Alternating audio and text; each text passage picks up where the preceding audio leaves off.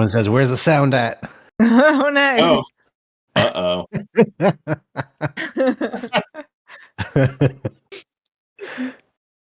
Well, this has never happened before. Is the sound there now, audience? Hey, Weird. Jack, I see can the you hear us? Discord. I see the Discord audio in the mixer. That's really weird. I don't know why. Oh, sound coming through now. Oh, okay. All right. Hey. We seem to be getting reports from the chat that sound's coming through now. Okay. Oh my Hooray. God. Sorry, guys. All right. Well, we're just going to start over from scratch here since nobody heard anything and you just saw some like beeping avatars, which obviously wasn't particularly exciting. We are live here. The first time, anyway. So yeah, it was so. My introduction was so unbelievably profane. It would have been shocking if anyone had heard it, and it would have tanked my career as a live streamer. So thank God none of you heard that. We're live from the Litterbox with Cheska House, creator of Litterbox Comics. Hello. Brien Hart, director of the animated Litterbox pilot, soon to be. Hello. Myself, Ross Bollinger, the producer of the pilot, and we are here tonight with our very special guest, Mark McComville, aka LS Mark, YouTube animator, critic, and creator of the brand new animated pilot, Catching Up. Hi, how's it going? I'm having major deja vu, guys. We just did this, but nobody heard it. Both of us are in the middle of our Kickstarter campaigns to make more indie animation. Mark's project launched on Monday, and he's just about halfway to his goal, with 42 days left to go. And the Litterbox project has just a week left, and we've reached our goal, but still have a lot of really great rewards you can get your hands on. So if you guys out there like all the new indie animated projects that are coming out, please consider supporting both of ours. We will be taking questions from the audience tonight, so feel free to pop any questions into the chat and we'll get to as many as we can. And I've written down some questions of my own as well. So anyway, Mark, thanks so much for joining us on our wacky little brand new show here that we sort of just started. Yeah, of course. Seemed like a lot of fun. Yeah. I think it's sort of interesting how like we're at different ends of the same thing. Like you've just put your pilot out, now you're doing end of putting the pilot out, started doing a Kickstarter, we're end of the Kickstarter, about to start working on the pilot. It's sort of interesting how we're at different ends of it. Yeah, it's true.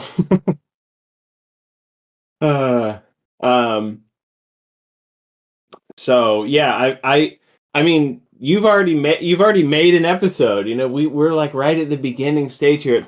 So much planning went into the Kickstarter itself, but what I'm realizing is like this is just, you know, the beginning. We still have the actual thing to make. we haven't even really started. That's when the fun begins. Yeah. Yeah, I know. So yeah. Watched your making of video today, and it was like, oh my God, the journey you went on. Wow. Yeah, it was pretty tough, but I feel like you guys have a much more solid idea of what you want to do with this, and you've been making the comics for years, so I feel like you already have a really good foundation to work off. It definitely helps. I was, after watching your video, I was just very, very grateful for Ross and Brien that they're here with me, because I wouldn't be able to do what you did. My goodness, impressive. Yeah, I wrote down a bunch of questions, and then Brien sent me the behind the scenes video that you made, and like 90% of my questions were answered in that video. So I had to like start over from scratch. But yeah, it was a great video. You spent what, like 4 years working on your pilot, is that right?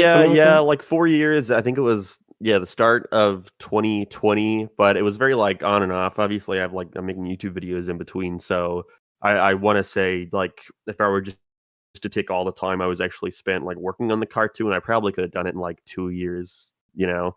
But yeah, it was just a lot of figuring stuff out for the first time. But thankfully, I had a lot of people in my corner who could kind of like come to and troubleshoot with and ask questions and figure stuff out. Yeah, well, Congratulations on finishing it. I mean, that's an achievement in itself. Just Yeah. obsessing for so long over one thing, and then finally it's done and out in the world, and you can't go back. Yeah, it's pretty surreal. Yeah, I always thought the day of uploading it would be like the most stressful of the whole thing, but I think it was like the day before where I just finally was like, it's done. Whatever I put out is how it's gonna be. So whatever, who cares? I am at peace. Yeah. When did you now in the video that I watched, you kind of like said that you were just taking your time, like you didn't have like an exact day that you wanted to finish it by, but at a certain point you must have been like, when you were right towards the end, you must have been like, okay, here's the day that I'm going to release it. Like, what was the time, like last timeline like for when you decided that when you were going to release it, and then like leading up to that? The day was meant to be, I think, July, July of this year. But I still was pretty, because I still had like so many. I still had not really figured out rendering any of the final versions of any shot of the whole thing. Because my compositor was like, he composited, I think, like 75% of it himself over the span of like a year and a half, and I realized close to the end of production that, I actually haven't got any of these files.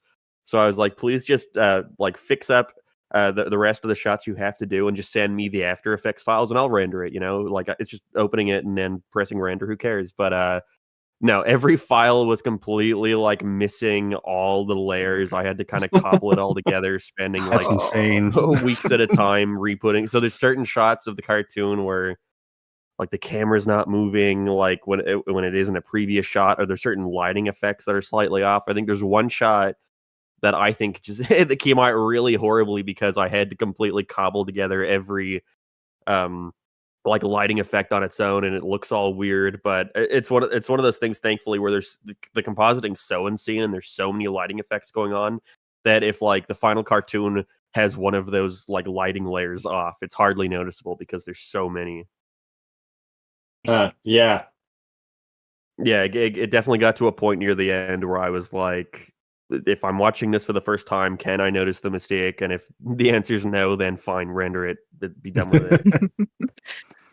Yeah, that's what I love the part in your behind the scenes video where you had the dream where like all that other stuff was in your pilot, all that weird stuff and all the shots. It was so bizarre because I'd pressed render on the final version at 6 a.m. and I had to upload it at like I was uploading it at like noon, but I think it went up at 2. So I went to sleep for like 4 hours and I just dreamt that like a friend came over and I was watching it with them, and it was just completely different. There were like scenes like cobbled together that it was like a whole different story, a whole different episode. There were a bunch of random characters that I never like have even thought about before, like jumping in and like doing stuff, and I'm like, what the fuck? Or sorry, I don't know if I can swear on this. I'm like, what is this? But there was a part of me that was like, well, if that's what I wanted to make, then that's what I made. So sure, I'll upload it. So so then when I finally woke up, I was like, okay, I'm ready just to press upload. That's a great dream. What the worst part is Mm-hmm. Oh, sorry. No, I was going to say the next night I had a worse dream because I haven't actually watched the cartoon since I did since I pressed upload on it. So I had a dream where I was finally like, okay, it's been a couple days. I'll watch through it and see what I think of it. And then I dreamt that there were all these animation errors. There's like characters like being like PNGs dragged across the screen without like lower halves. They're just like the torso, and like the effects are like glitching out, and there's like weird tearing on the screen. I'm like, oh no, I should have watched it more. I should have went over it. And then I woke up, and I think it took me until I was eating lunch to finally be like, oh, that wasn't real. That didn't actually happen. That's very comforting. It looked great to me. So you're good. All the lighting effects were so beautiful. I just kept looking at the edges of them and just being, that's satisfying how it's hitting the outlines. Yeah, that is how it goes a lot of times, though. Like you'll stare at something trying to make sure and catch all the mistakes, and then as soon as you render it and look at the final file, then you're like, oh, I didn't catch that. Oh, I didn't catch that. Happens so many times. That information,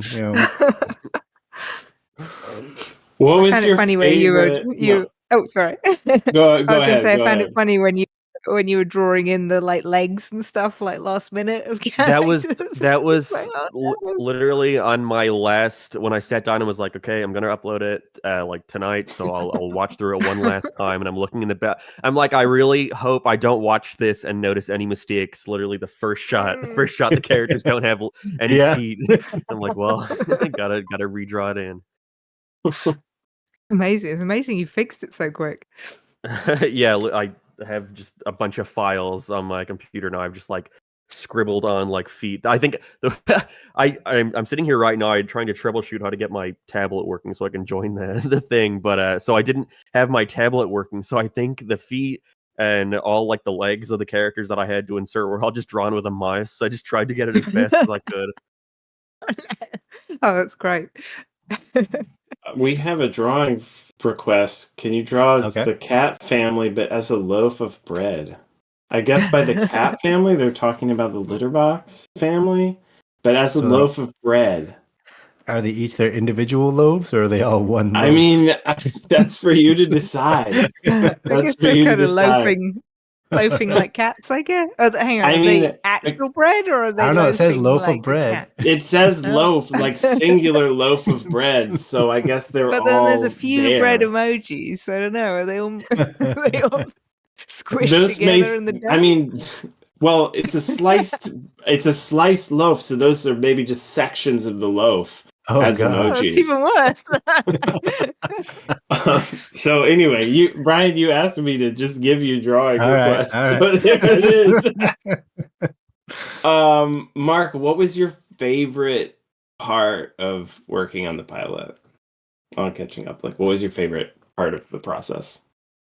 My favorite part was definitely the initial like writing process of it, just kind of figuring out what I want to do, and yeah, just kind of trying to think of what would be the best way I could introduce these characters without it feeling too much like a first episode. You know, I kind of like the idea of having it be just thrown into something and kind of trying to figure out how to establish the characters and kind of throw in lines here and there that kind of give you an idea of what their life has kind of been so far without explicitly, you know, just like explaining it to the audience. I kind of wanted it to be more, I don't know, subtle in the way the characters interacted and the way they kind of give, like establishing their personalities or establishing their lives.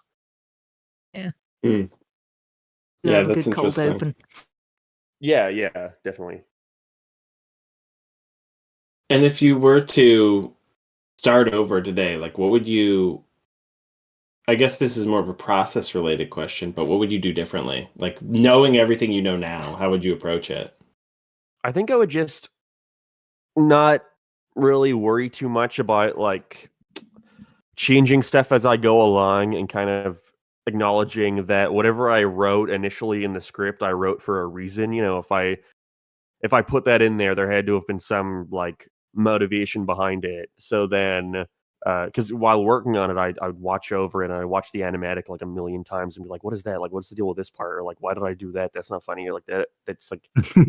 So then I go in and I start changing stuff to the point where I just had like a base of the animatic, and I would get like an animator who's ready to start on a new scene. So I'd go to that scene of the animatic and I'd watch it a couple times and be like, okay, is there anything I want to change here? Like before it's getting animated.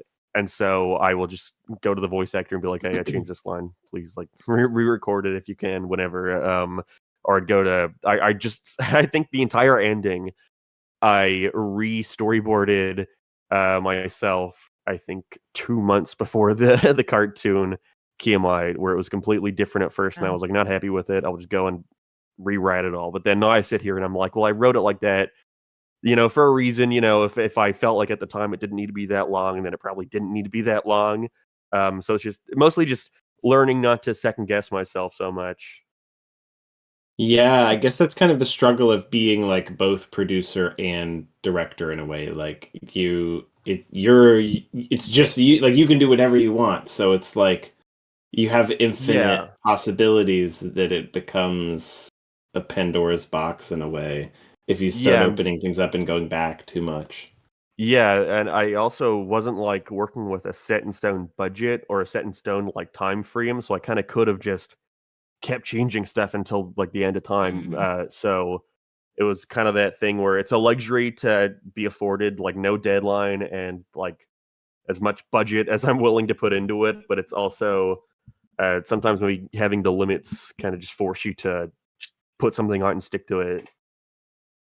Yeah. I always find it difficult, like when you're creating anything, when you get to the end of it, you've learned so much that like it's very tempting to just redo the whole thing because you've advanced so far in a way. Like I don't know. Yeah, I get you. Yeah. Yeah, I agree with that completely. Yeah, I think that was Repainting probably the one of the biggest. sorry. That was probably one of the biggest pluses about working at Pencilmation. We had to do so many episodes at once and sequentially over and over that like you just got to like keep moving forward and just take whatever you learned from one episode and just put it into the next one. You know what you do and don't want to do. Yeah, and I think having the confidence of being like, I will like do this in the next episode because Yeah. for me it was definitely a thing where I was like, well, I don't know if I'm gonna get another episode. This might just be it, so I want to make this like have everything I want to put into an episode into it. So in case in the future I can't do anything more with it. So I think I was very like downtrodden on myself the whole production of it. So I was like, I'll upload this. I will just dump it on YouTube and I will look away and never think about it ever again. But so like seeing where everything's kind of going from here has been very surprising. But yeah, just Well, oh, sorry, go on. no, after you. No, I was going to say, having the restraint to be like, oh, I will like do what I can with this one, and if the opportunity arises, I will see if these ideas and these concepts for more in the future, and not trying to shove it all into one thing. You can drive yourself mad trying to make it perfect. Yeah. It's what is it that saying about repainting the Golden Gate Bridge? Is it like by the time they finish one end, they have to go back to the beginning and just keep painting it over and over again because it rusts? And so that's exactly you it. can do that. And also, the Simpsons writers also talked about that a lot. Like you sit there working on the same episode over and over, and you're reworking things, and you hear the same jokes over and over, and they killed the first time, but then like the 30th time, everyone's like, "Wait a minute, is that even funny?" Like when it was, and the audience isn't hearing it, 45 times before they hear it the first time. So, but that's just like you have to go through that process and trust that it was funny at one time. Yeah, I get that on like sort of short term with the comics, like because I have to, keep putting them out, and initially it's like funny, and then especially the longer ones, if I'm working on it for a while, I'm just like, I hate this thing now. But it's just like someone's gonna find it. I'll put things out, and I'll be like, I don't really like this one. This one's not that funny to me, but I'll put it out, and someone's like, that's your best comic. I love it. It's like, oh, okay. I guess. It's so funny how that someone's works. gonna like it. Like you have no idea what someone's gonna find funny, and it's usually like something that you didn't even think twice about. You're like, you find that funny? Oh, okay, that's nice.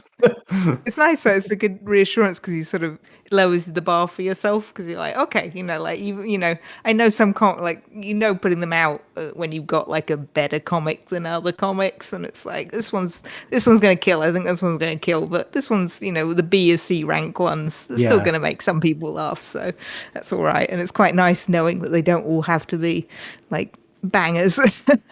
But then it's unfortunate. The other side of it, you spend so much time thinking something's going to kill real good, and then it doesn't. That does happen to you sometimes too. It's like, come on, this is gold.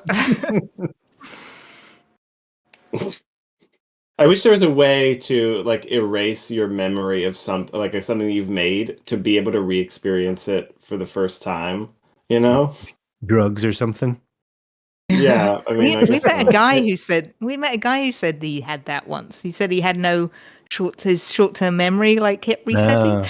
We weren't sure if he was bullshitting or not, but he said he used to be able to like just keep watching the same movies and stuff and finding them hilarious. Like that sounds amazing. But how much time did you spend enough? Did you spend enough time with him to try to test out whether or not it seemed like his short-term memory was failing him? No, we just all be. I think it was only like I only met him a couple of times or something. It was just like can't tell if you're telling the truth or you're just stoned. Yeah. I do have to do that with my own stuff. Like I'll have to like put it away. Like if I finish something to actually like find any enjoyment out of it, because I'll forget all of the pain and all of like the what you had in your head and didn't come out that way. You kind of forget that stuff as it gets older, and you look at it with more fresh eyes. Like, oh, okay, this is not as bad. It's pretty good. So sort of tying into coming up with these ideas and episode ideas, somebody's asking, or Derps is asking you, Mark, if there's anything you can share about episode 2. And that kind of makes me wonder, like, are you starting to come up with ideas for follow-up episodes, like while your Kickstarter's running? Are you kind of holding off on even thinking about that? Like, oh yeah, I've because I've been working on it so long, I've kind of just always been thinking about like what I would do for follow-up episodes or a whole season. The whole reason why the pilot took so long was because I was working on the original pilot, and halfway through I was like, well, I have this episode 2 idea that I want to do that I like more than the first one, so I just scrapped the entire first one and went straight to the second. So yeah, I definitely have an idea where I think I have stretch goals on my Kickstarter all the way until like episode 6, and I kind of know exactly what I would want to do within that time frame for every episode. So I've already began planning out the second one, and kind of designing characters for it, just in case, and kind of talking to potential like voice actors who might be interested in doing it if the opportunity arose, just for the sake of kind of having more updates to share on Kickstarter, just to show that kind of like I'm still eager to keep working on this. It's awesome. Brien, you've got some other drawing requests here. Okay. Z-Mysis wants to see Cooper as a grown-up. Cooper's the baby from Litterbox, or the toddler, and but can you draw him as a grown-up? Interesting. Sure.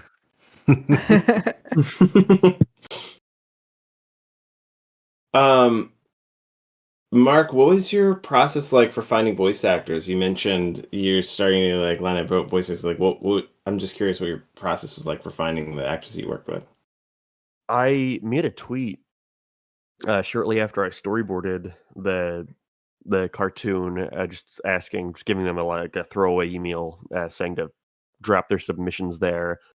I think I'm trying to remember what, like, I had some kind of rules like must be 18 plus, must have like a decent microphone, obviously. So it was just kind of, I think I got a couple hundred submissions. Wow. But so it was just like a day or two of just going through all that and trying to find out which one I liked the most, which is how I ended up finding Michael. I think he was one of the first people to submit to that email, as same as Mackenzie. I think both of Rob and Clay, they both were very early into the whole process of me scouring through them, and I kind of always had their name kind of written down on a notepad, so I'd remember it. But yeah, finding voice actors, other than that, it would just be mostly just asking friends, just for the sake of convenience. I just reach out to someone I knew and be like, hey, can you do this line really quickly? And they'd like, sure, just throw it over.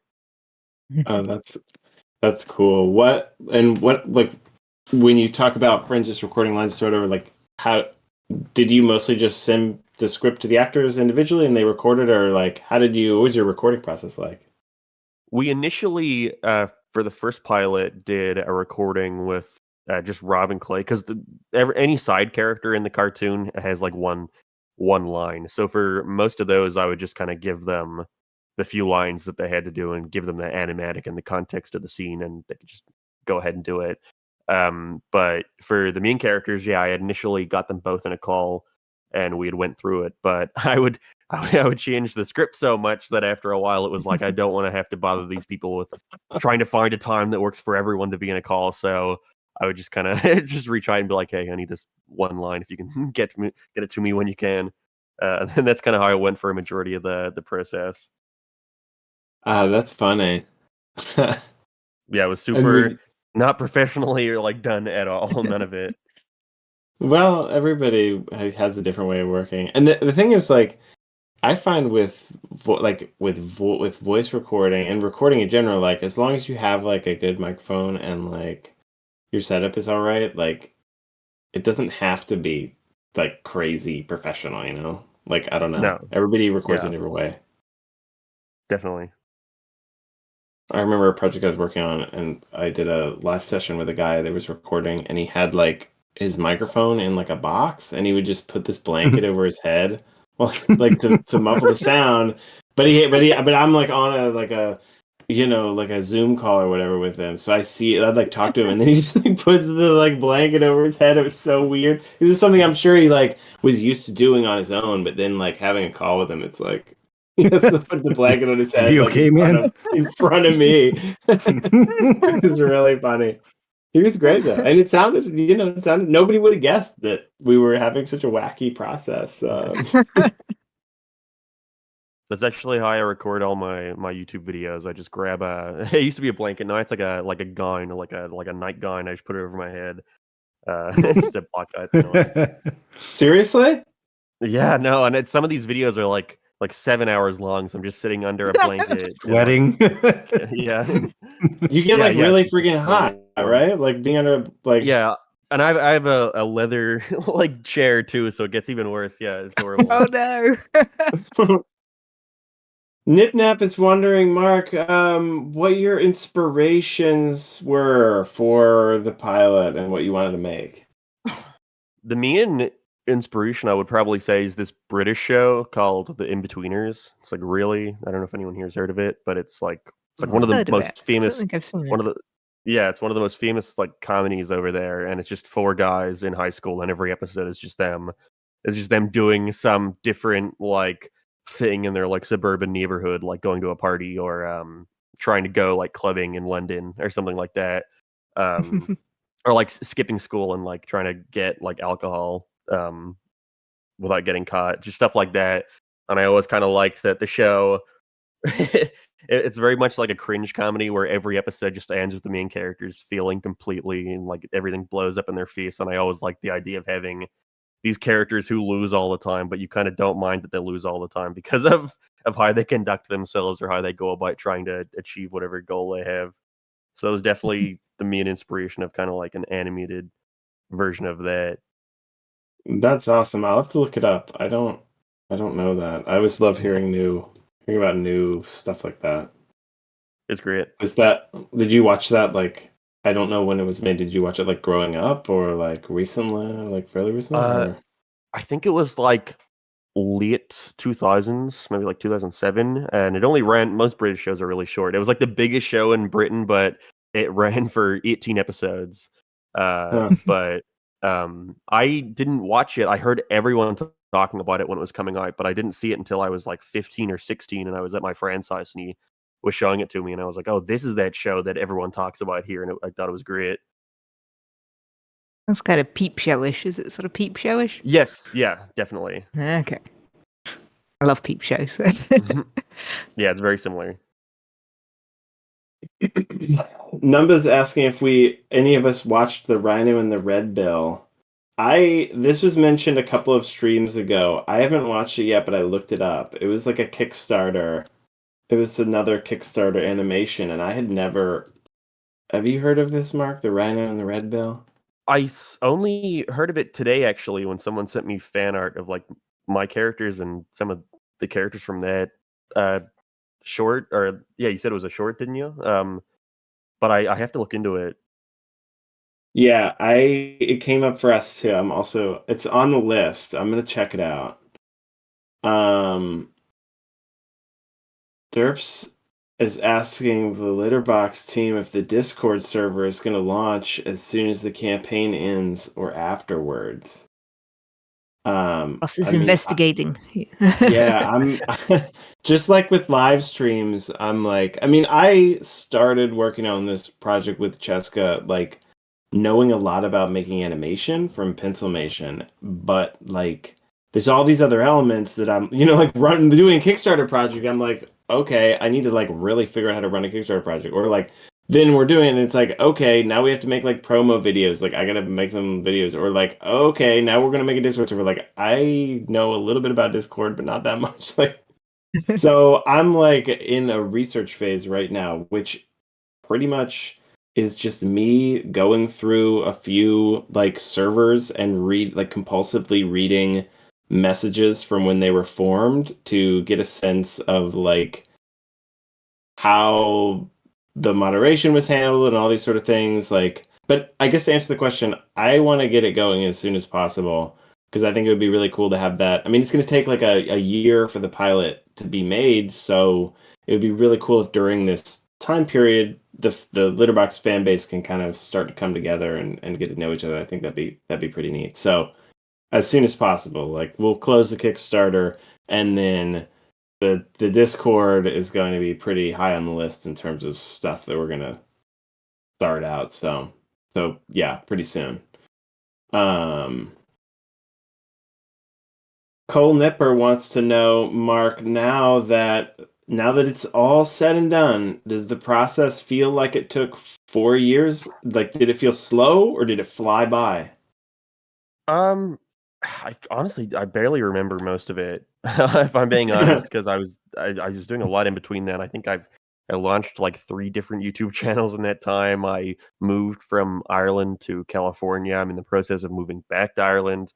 So it's always just been this thing in the background of like every night, every couple days, it's like, okay, gotta do something for the cartoon just to figure out or like have it progress somewhat. But no, it's mostly just a thing where I'll think back to events that have happened in the past 4 years, and then I'll always go like, oh yeah, that's right, I was working on the cartoon like then too. Like it's so weird, like just to think that during during most of these events in my life, this cartoon has just been like a constant in the background. Must be so crazy being on this side of it. Just I don't know. Do you keep sort of pinching yourself, like being like, "Oh wow, I did it." I'm mostly just like, oh, I'm so happy that I don't have to worry about that again, because it got so messy by the end, just with me realizing, oh, since I've been working on this for 4 years, I don't know where a lot of the assets are. I've moved computers like 3 different times. I haven't been keeping track of anything. I have to now go and look for everyone who's animated on this because I didn't keep spreadsheets after a while. I think it was such a thing where making the cartoon felt like such a like a pipe dream of like I'm working on it, but the idea of it ever coming out feels so unreal. So I don't need to keep track of this stuff because it's not like I'm ever gonna have to like like write down the credits or anything, you know. So it definitely does not feel like 4 years, because it just completely was in the background of my life for a majority of it. I guess that was kind of the script for us. Like, I mean, we've just been bouncing it around for so long, and it was just kind of like, this is a fun little side project. So it seems like it's not going to happen, but and then suddenly we get it. It's like, oh wow, we're going to do something with this now.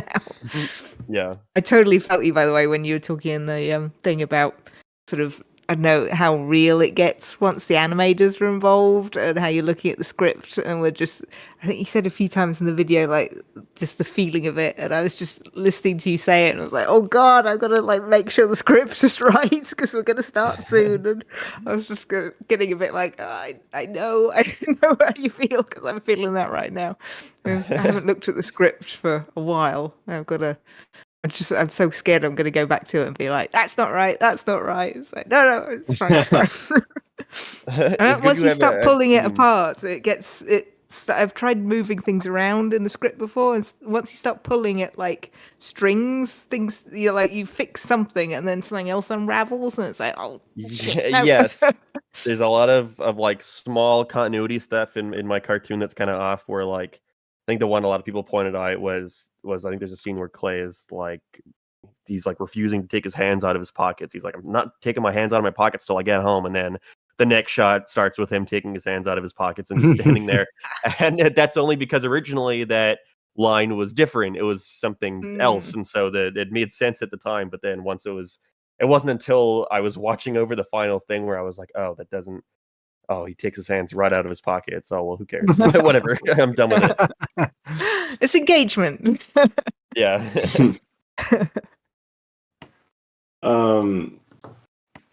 Nostalgia Reloaded wants to know, for both of you, who would be your top guest star if any A-lister could appear in your show?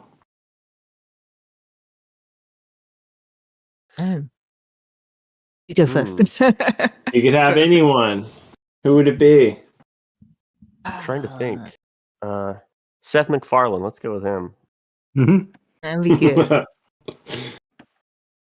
guess, like, I don't know. Yeah, he's the late now. I'm trying to think of like great voice actors, but of course, you know, the Okay, Batman. living Voice or dead. Living or dead. Oh, living or dead.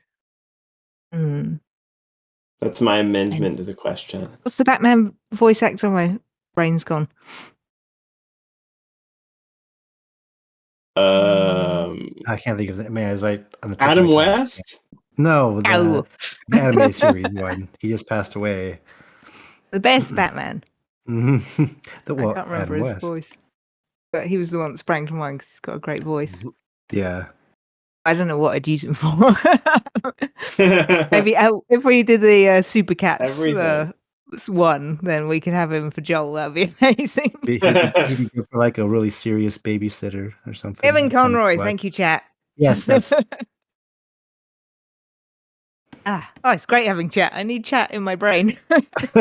No, yeah, me too. I have never realized the shallowness of my cultural knowledge until starting to do live streams. It's really embarrassing. I watch stuff. I'm terrible with names, and they always, you know, when I'm on, you know, and words. I can't word good when I'm on the spot. The spot's It's also different when you're like talking about it, like because I like look at all this stuff and research animation and animators and all that stuff, but then I don't really talk about it out loud to people very often. So that's definitely like a weird disconnect. Yeah, no, I feel the same way. I don't know how people do it. Like my wife doesn't want to hear about that crap. Yeah, and like in your own head, you don't really need to remember you just remember like exactly. Feelings, yeah, exactly. Names, Then you just sound like a crazy person if you try to explain that to somebody. I find okay, what happens to me is like listening to music in Spotify and like favoriting stuff. I don't read any of the names. I just see the like thumbnail of the album. Yeah. So like everything I'm listening, like, oh, I really love that band that has the green album with a picture of a head on it. I don't even know, because I'm just, I'm not talking about it. I'm just kind of clicking around on stuff. I don't even look at the words. I just look at the pictures. I'm like that on Twitter or something. Like if someone changes their avatar, I'm like, who are you? I don't know the names. We're getting a lot of questions about crossovers. People are asking for a Pixie and Brutus crossover. I don't know. That would be cool.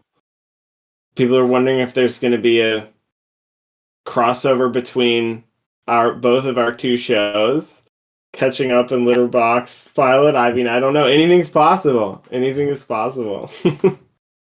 As always with these things, all these characters need to put on more clothes to be in the Litterverse. Other than that, they're all welcome.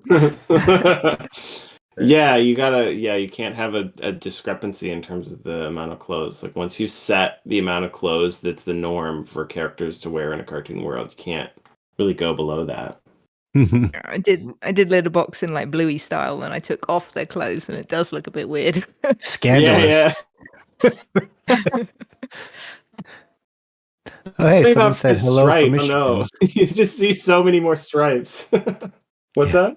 I said someone said hello from Michigan, and that's where I was born. And also their name is Taylor. That was a city in Michigan that I lived in too. Very strange coincidence. The city's Taylor, Michigan. Yeah, I know. It's Taylor. The entire city of Taylor, Michigan. They're all there. Where did you go? Where did you go, Brien? Come back to us. Oh, we got a pledge 3 minutes ago. Stefan W. $10. I think that's the House Cat tier, sort of behind the scenes things. I think that's the digital promo poster, which will be very cool and funny. We started talking about it a little bit, but haven't gotten into it too deep. Soundtrack and side-by-side animatics. So yeah, thanks a lot. Thank you very much. Yes. I see a question for Ross saying, did you voice any characters in Pencilmation? And yes, he was the original voice of Pencilmate. I used to, yeah. I used Yeah. to do everything. I used to do Yeah. the animation, the voice, the music. I was a one-man band. Now I don't. Now I just look at numbers all day. I look at budgets. But you love it.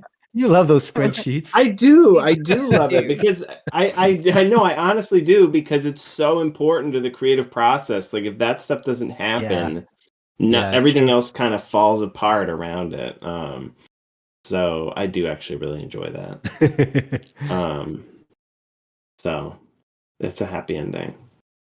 I don't draw that much anymore. Actually, my mother got me this or not me, got my daughter this book called Draw with Dad, and it's like one side has a prompt for the kid and the other side has a prompt for the dad.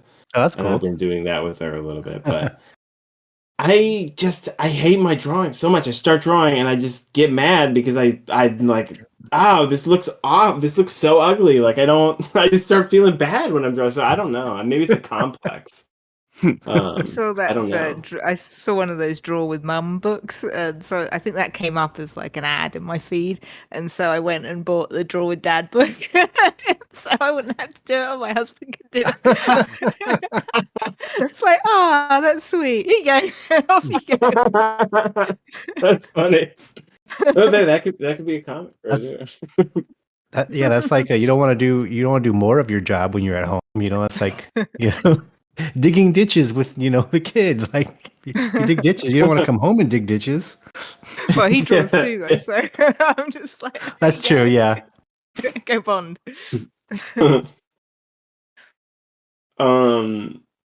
Fire Knight is impressed, Mark, that you were able to get Michael Kovac in your show. Now, when you cast him, was he as busy as he is now? I'm just curious. I feel like you maybe mentioned this. Sorry if you mentioned this in your behind the scenes. No, he I think he was in a couple things, but whenever I was reached out to by him, I'd only ever heard of him from the Has-Been pilot. I think that was because now he's in like Digital Circus and Murder Drones and stuff. I think actually he was saying to me around the same time he was cast in Murder Drones was whenever he was cast in my project, and I think Murder Drones came out in like October of 2021. So it was he was definitely in some stuff, but not as huge as he is now. But no, he's great. He's really cool. He's just recently agreed to do like watch parties of the episodes that we get to make as like great. Kickstarter awards, or come down to LA and sign a bunch of posters to give away. Like, nice. He's great. That's awesome. Ryan Brittman wants to know if you guys have seen the new Dogman pilot. The trailer? The yeah, look cool. Yeah, I haven't seen the. It looked really cool, actually. I really like the the blend of even though it's in 3D, the book's not 3D, but that the style he chose, I think, is a good happy medium. Nice. Yeah, and I don't even know anything about Dogman. I just see what I see at the Walmart when I'm walking by the book stand. But yeah, the origin of that is pretty like morbid. It was really funny. I didn't know that. Yeah, it's really funny. They it is written like a kid would have written it. Yeah. And it's funny to see it translated exactly how it is on the screen. Like that's really funny.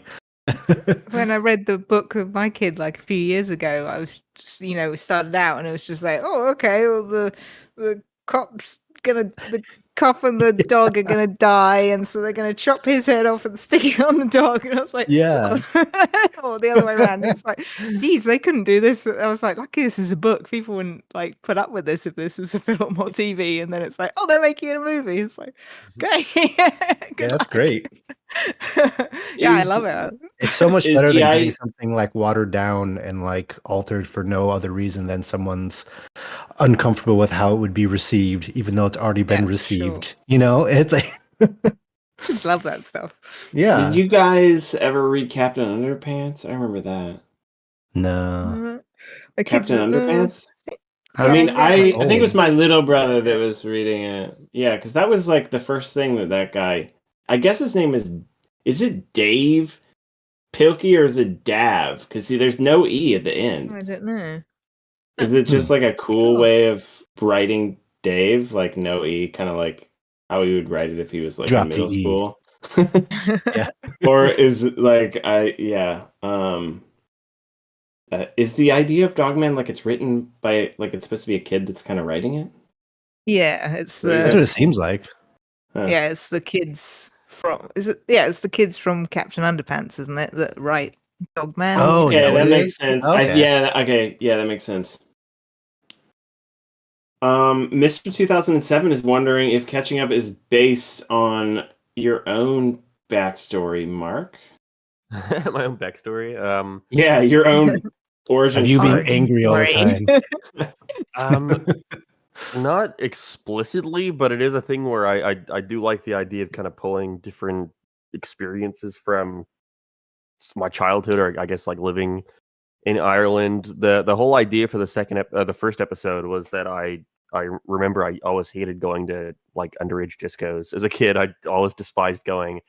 So I was like, because I think originally I wrote the episode to be about a house party, and I was like, I don't care about house parties. Like I don't think anyone had house parties in Ireland. So if I should just make an episode about a crappy underage disco. So that was definitely pulled from it. I think the whole thing with the jackets was based off. I didn't have to carry someone's jacket around all night, but when I was on the bus, because you pay people to take you in a bus that they've rented out to the disco. And on the bus ride, I remember me and my friend were there, and these two girls who just came in threw their jackets on my friend, and were like, "Hold these," and then they walked to the back of the bus.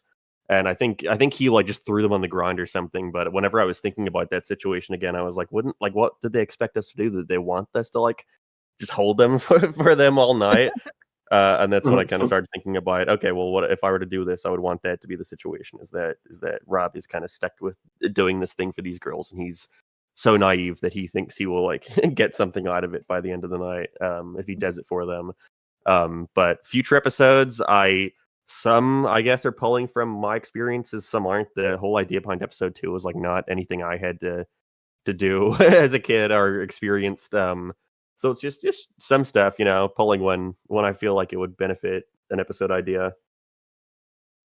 This is kind of a dumb question, but what is an underage disco? Is this like you guys like going into a nightclub and you're underage and not allowed to like just you're sneaking in, or is this like a kids nightclub? Like I don't. No, it's like a kids nightclub, and it's like at the local community center in the town, and so it's just one big empty hall, like community center, and they have a DJ there, like playing really loud, like dubstep was what they were playing whenever I would go, and you would do nothing. No one would even dance. People did not dance. Yeah. At Okay. This is like we had like dances. Like we had like middle school dances. Like this seems that's like what I it's was probably the thinking of. equivalent. It would just be like That it would seemed be like in the gym or whatever, but there'd be like a DJ. Yeah, it was because a like school the dance. pilot thing was like completely foreign to me. I was like, what is this kind of the school dance, but it's somewhere else? Like this seemed very strange to me, but yeah, that was totally different different culture, I guess.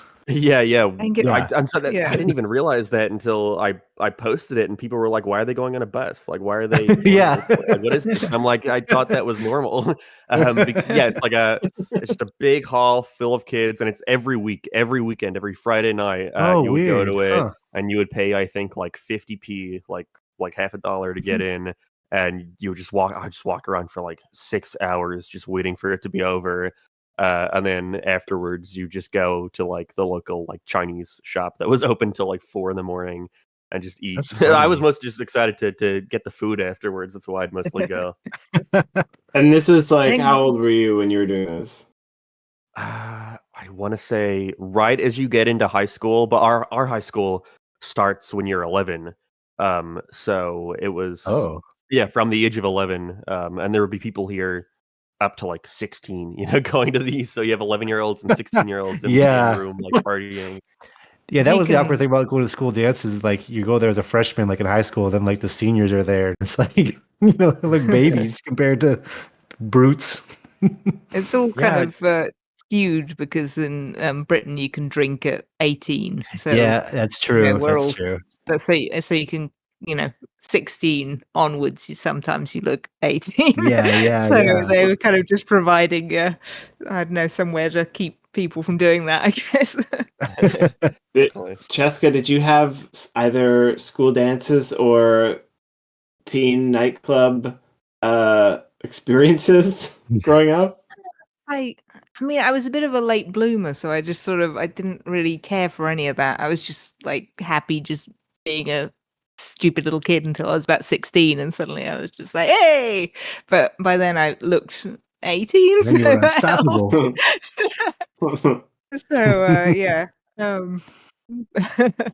Yeah, I don't remember anyone. I think there were things like that. It'd certainly be like people would have parties where they'd like rent out like one of those places and then everyone would stand around. But I think maybe once we could have alcohol there, that made it a little bit easier.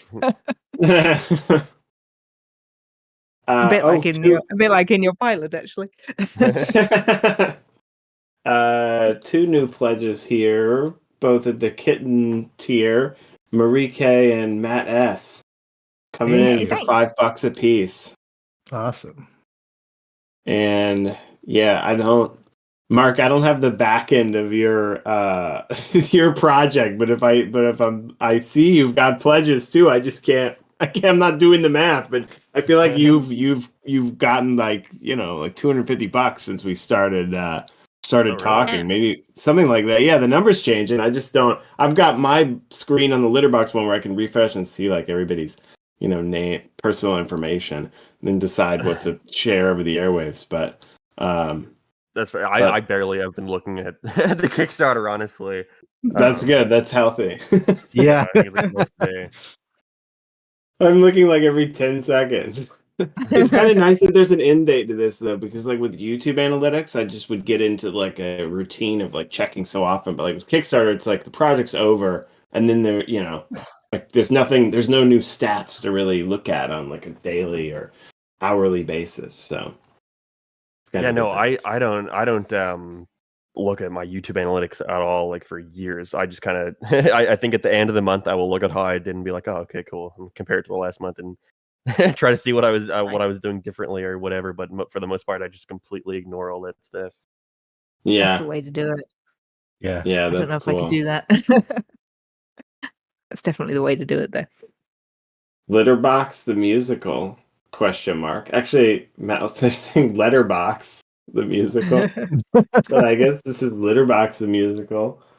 Sure. Have you ever thought about having songs in the show? Be fun. I'm not a big musical fan. It's more but like if it was sitcom-y, I feel like. yeah, if it was like a one-off, like the Yeah. like that Buffy episode with they got cursed to be a musical. Did you guys see that one? That was so good. No. I've seen if it was clips like a from it. one-off I've seen clips thing. from it. Yeah. Yeah, something like that where it would just like in one episode, and it was kind of the gimmick. That'd be kind of fun. That makes sense. Let's see. Okay, well, this question's come through a bunch of times, but it's up high on the list, and so I didn't see it. But it's been asked like 10 times, so I feel obligated to reply to it, even though it's about Pencilmation, not about either of the shows today. But Noah Conjure is wondering why is there nothing new being posted on Pencilmation? It's just compilations of episodes that you've seen before. And the truth of it is, it's just the channel has really, when the whole Made for Kids thing came out, it kind of messed up the Pencilmation audience, and the channel was just sort of perpetually shrinking since then. And I can't afford to have artists making more episodes, so I'm just sort of stuck on repeat at this point. That's the unfortunate truth of it. But I'm hoping that we can come together on other projects like this. It was the whole thing with Pencilmation was totally nuts. Like the way it just exploded so fast. In hindsight, what I'm realizing was in like the kids content category. But it became so dependent on sort of just the flow of the algorithm. It was weird. Yeah. So anyway, that's why we're not posting any more episodes, because we can't make more now. But the nice thing is we were able to make like 700. Yeah. So it was really cool when we were able to do that. But yeah, just wanted to make sure I got your question in there too, because I saw that you asked it 10 times. And Lonely Goomba is wondering what program you guys use to draw. I draw in Clip Studio Paint when I do my comics. And Yeah, we are. Oh, sorry. No, I was No, going to say, go are we ahead. asking about the drawing board or to draw? Oh, I took the question as like, what programs do you guys use to like make stuff in? Like the drawing board is Drawpile, but yeah. I'm curious what you guys, what programs you guys create stuff with. Yeah, that's more interesting questions than that. Yeah, good idea. I'm with you, Brian. I use Clip Yeah. Studio. I It's love it. It's a amazing. great program. Jess, do you I draw managed on to- your my- iPad or something like that? Is that what you're saying? Yeah, yeah. Not great for my back, but I love. It's great. I can just carry it with me, and it's the reason I could keep doing the comics when we were in sort of lockdown, because I could just sit downstairs at the dining room table with the kids running around, because they were younger then, and just sort of sit there just drawing, be like, "Mommy's working." It would have been a nightmare if I was at a Wacom or something. I just probably would have had to Oh, stop. yeah. But Yeah, I tried doing because I have an iPad. I got it a while ago, and I can't get used to, because I'm so used to working on my Wacom on my desk, and I have like my whole setup, and like it's a specific angle. You just get so used to it, and as soon as I try to draw on the iPad, it's like it feels so foreign, and I feel like I'm like so inefficient, you know. But I like that. I like Procreate a lot. I like doing. There's some really good brushes in there for painting and stuff, but. Mark, what's your program of choice? I barely have the time to draw anymore, but when I do, I usually just do it on an iPad on Procreate. But that's because I didn't realize until today the reason why my tablet has not been working is because I didn't have a cord plugged in. So now that I know, now that I know I can draw on my computer, I will probably start using. I think I used to use Paint Tool Sci, but I might try switch to Photoshop. And for some reason, I'm just not used to working on Apple products, because like just the way they implement folder structures and everything is just so foreign to me. I feel like I'm working on something I'm not allowed to be on, because I can't figure out how to do anything. I don't think I ever worked it out. I just throw everything on Dropbox. I just throw it on Dropbox, and then I go onto my PC where it makes sense. Yeah.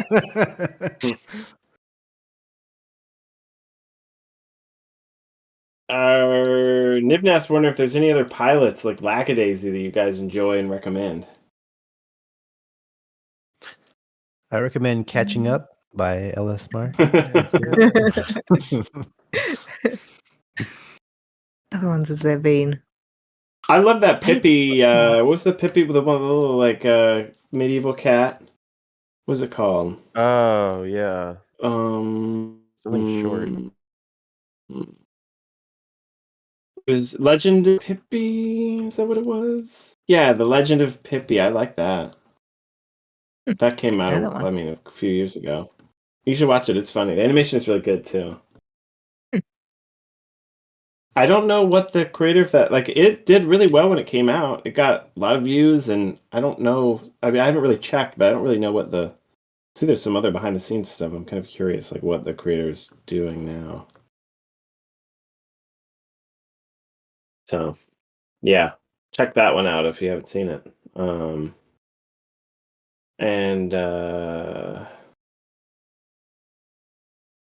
But I was actually, I had a question. So Brian and Jessica, I know you all like drew like as kids, so you're always like the drawing person. Mark, did you like were you like drawing as a kid a lot? Like what? I'm just curious. Were you like the kid that was always making comics and stuff like that? Like Yeah, I definitely was drawing like all the time as a kid. I think I mostly just got into it by I had all these like little Sonic the Hedgehog figurines, and I liked just putting them in poses and trying to recreate it. So whenever I would draw as a kid, I would always draw like the joints like on an action figure onto the characters that I'm drawing. That's But then funny. when I in primary school, I was drawing a lot in class, just drawing comics all the time. Um, I got in trouble once because I just thought it was funny. I would try to draw stuff that would make people laugh, and the thing that would always people were into was when I'd draw someone just getting hurt, like a stick figure, like a stick figure, like his head falling off or something or whatever. So I just draw all these comics of like those little stick figures getting like massacred in different ways. And to me, it was like normal, and I think I showed my parents, and they were like, "Don't draw that. Don't draw that in school." What's wrong Like, with you? yeah, and I was like, "Oh, whatever. Who cares?" So I think I had them all shoved under my desk, and at one point we were all cleaning the classroom or something, and someone accidentally knocked them all out, and just like a whole stack of paper just fell onto the floor, and the teacher walks over and reads it and like starts looking, and I didn't have to get called up, and it's so weird. In retrospect, she should have like, I don't know, told someone or called my parents or something, but she was like, just don't draw it again. Just don't draw like that. Now I was like doing a little research, and I read online that you called it like the die the series or something like that. Is that true? Yes, I did. I don't even know where you find that. It was on like it was like a Wikipedia, like, fan made Wikipedia thing. What the hell? I know everything about you. A deep dive is what I was doing here. There's something weird about just watching you guys talk with the avatar saying that. Well, like when I was in high school, the big thing was the stick death on was that on Newgrounds? I don't remember, but I just remember that was a big thing. Stick death were like little animations of stick characters dying in various humorous ways. Do you remember stickpage.com? No. Oh, okay. All right. I wonder if it still exists. My 10-year-old's big into the Stickman death phase. Sort of, yeah, whoa, wait, you should turn them on to stickpage.com. It's still up. Except like 90% of the things say Adobe Flash Player is no longer supported. But the website still exists. Founded by Crazy J. Yeah, I remember that guy. Yeah, that's funny. Still kicking. Yeah. Did you guys have like favorite stuff to draw? Like your go-to, other than like stick figures getting killed? Definitely Sonic as a kid.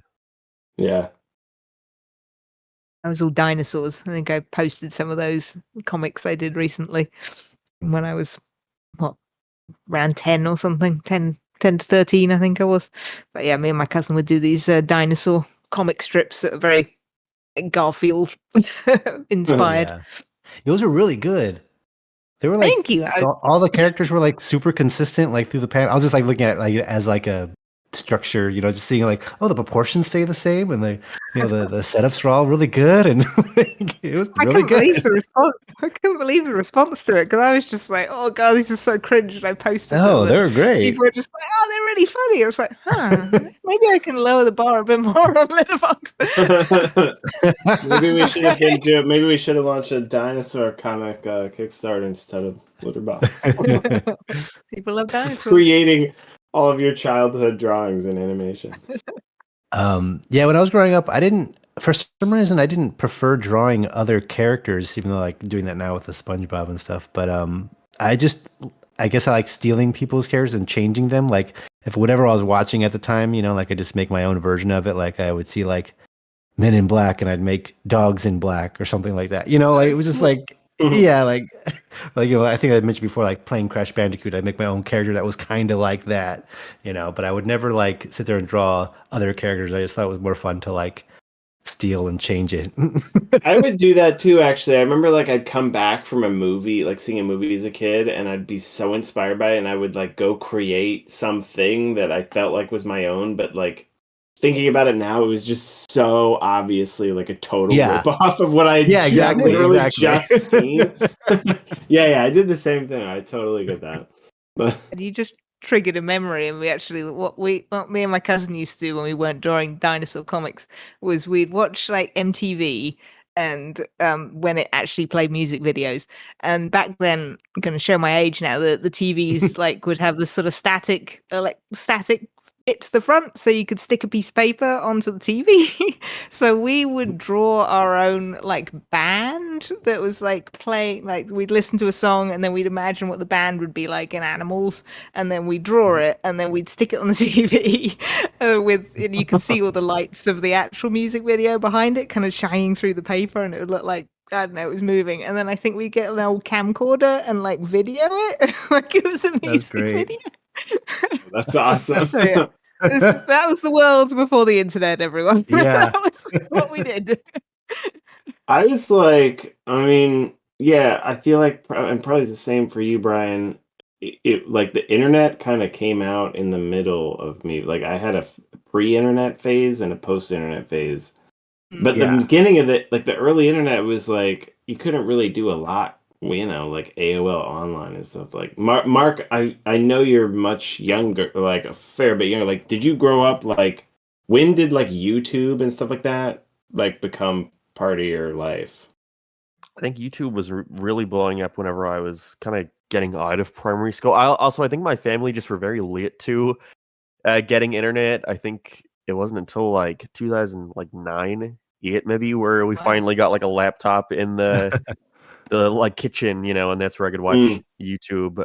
But it was all like parody videos and like like Flash animations. And I think the first thing that really blew up that everyone was talking about, where I kind of was like, oh wait, everyone's on the internet, is Annoying Orange. That was the first big one that everyone was. Oh yeah.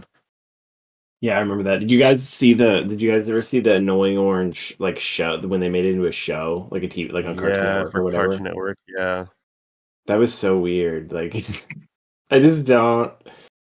Did you see? I feel like in the early days with YouTube, traditional media would be like, we can just make this into a show. Like, it's popular online. Like, we can just make it into a show. I'm trying to think about that. No, there was more. There's the Fred movie. Actually, on that same Wikipedia, I read that you liked the Fred movie. Mark, is that true? I watched the Fred movie. The Fred movie in the UK came out in theaters, so I saw it on the big screen. Yeah, and I loved it at the time. I thought it was the funniest movie ever. It's the Christmas one, right? No, yeah, we talking about the same. Oh no, no, I'm thinking something else. like I do know that video you're talking about, but it was like his theatrical movie where he got like a budget of, I think, like a couple $1 million, and it's just a movie about him and his neighborhood, and it's not good. It's but I can remember watching it for the first time anytime I put it on, so I have like a soft spot for it. Nelson is wondering if any of you guys watch old Speed Racer cartoons. No, I've never seen really those that much. My husband likes them a lot. Like, I remember when that would come on TV, but it wasn't something that would interest me. I mean, I would be interested now, like, if I happen to see it, but as a kid, I just wanted to watch, like, Looney Tunes and Rocko's Modern Life and stuff like that. Like, I didn't really understand anime style when I was a kid. Yeah, no, I didn't either. I'm still not a big car person, so, but I know my husband liked that a lot. He's certainly, yeah. I don't know, he liked the movie and stuff. He thought that was fun too. I thought the movie was fun too. We're watching it some, but I don't remember having an opinion on it. I just remember it being on and watching it. I don't know. There was the beginning of Cartoon Network. They would play so many, like, just sort of. I feel like they didn't even have their own shows for like at first when it came out. It was just like tons of stock, like, libraries. I think wasn't it. What was it, like all the Turners? I can't remember specifically, but they just play tons of old cartoons.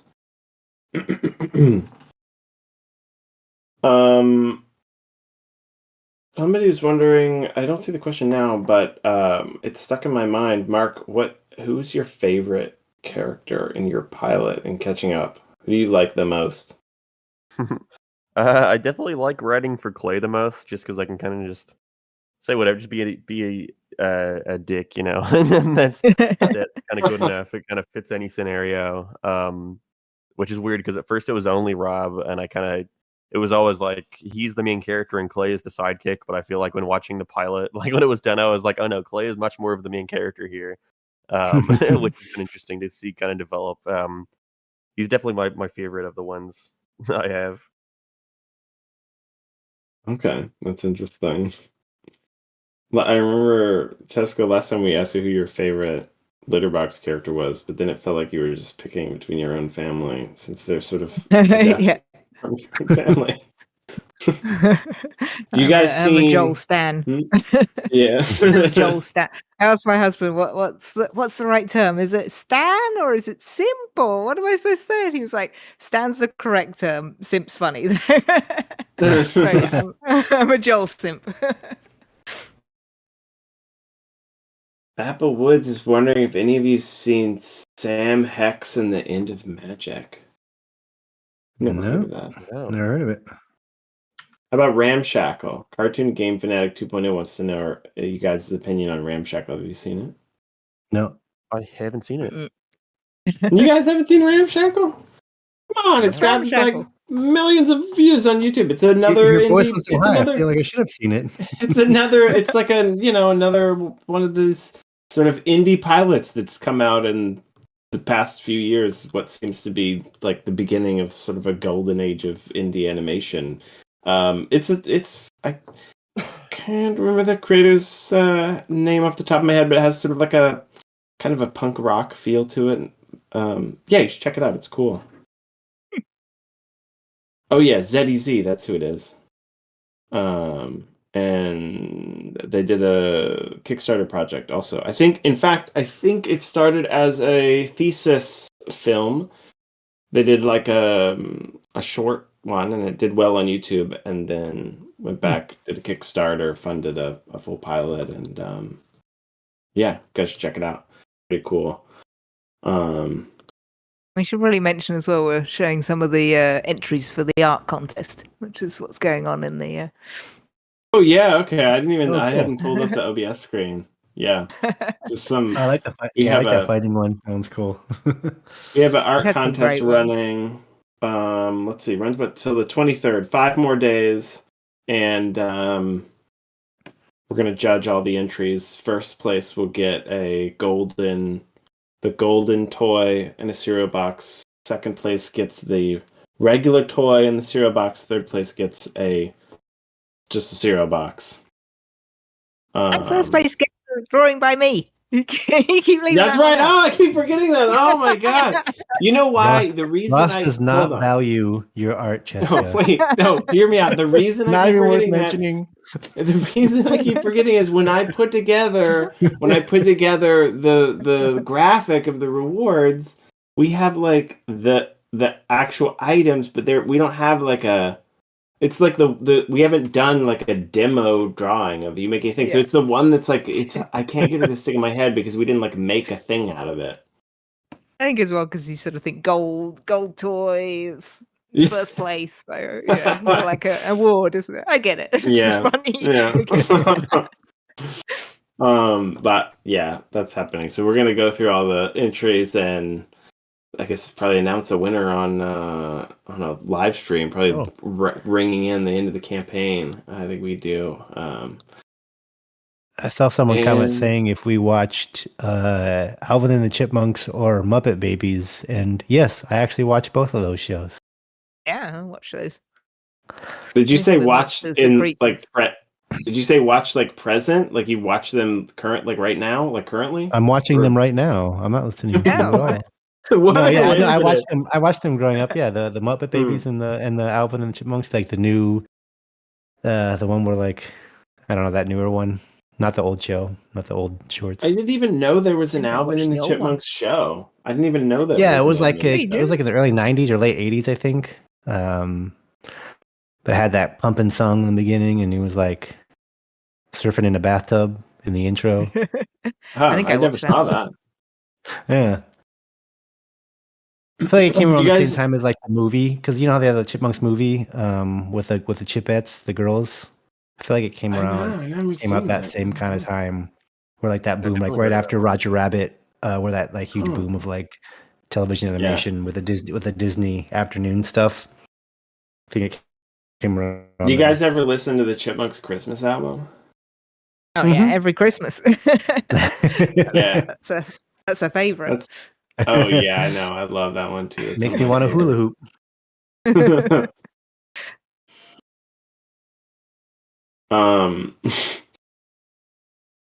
Did you guys ever play the Muppet Babies?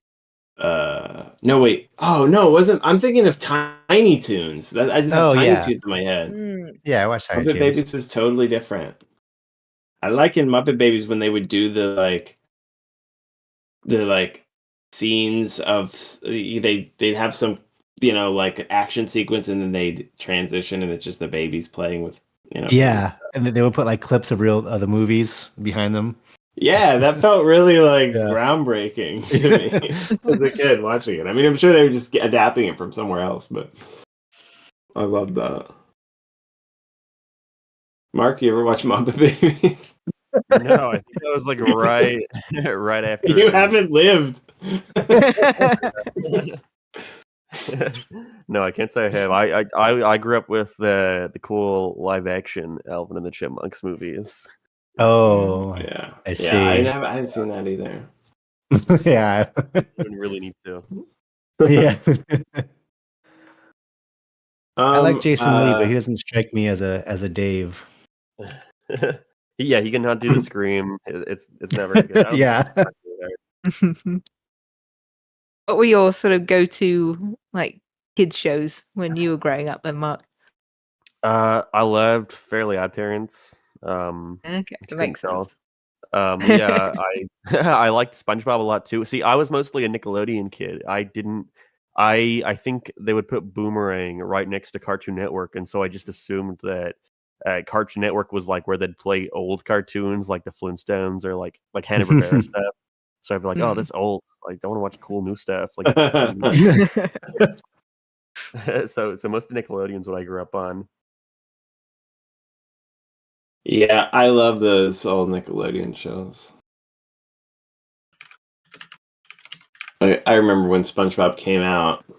I talked about this a couple times ago, and it was so the promos for SpongeBob were so. I did not understand at all what this show was supposed to be about. Like they would just do the thing of be there, or be square, and there's this sponge, pineapple under the sea, this stuff, and none of it made any sense. But then once you actually saw the show, it was freaking hilarious, and it was just amazing. But the promotion it was so. I just remember being so confusing and not processing at all. Yeah, because as a pitch, it's it's I don't know what's the log line of SpongeBob a sponge underwater in a pineapple and he has a starfish friend. And it's what? It's a hard sell. This?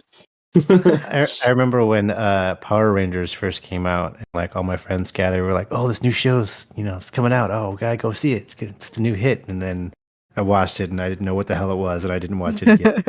I love Power Rangers. It was it was a build up, and we actually oh, we got it because then you have to get there and watch it at 3:00 or whenever it was premiering. But yeah, then I didn't get it, and then everyone else liked it, and I didn't understand it. What didn't you understand? I mean, just these teens in fighting bad guys. Zolan, big head on the. Wait, was his name Zolan? Was his name Zola? No. Zord? Isn't that the brain guy? No, the big face. The big head light. Yeah. Oh yeah. I thought it was Zolan. No, it's I remember. I don't know, but I know the thing Alpha Root has escaped. Communicate 5 teens with attitude. Yeah. Oh, Zordon. Zordon. Yeah, the intro was cool, but then everything after that went downhill. I saw Zordon Halloween costume one time, and it was really cool. That sounds pretty cool. Was he just a big sheet with your head sticking out? Basically, yeah. That's pretty cool. Yeah, painted blue. Yeah, it was awesome. Mr. 2000 is wondering if you guys watched Transformers. Which ones? No.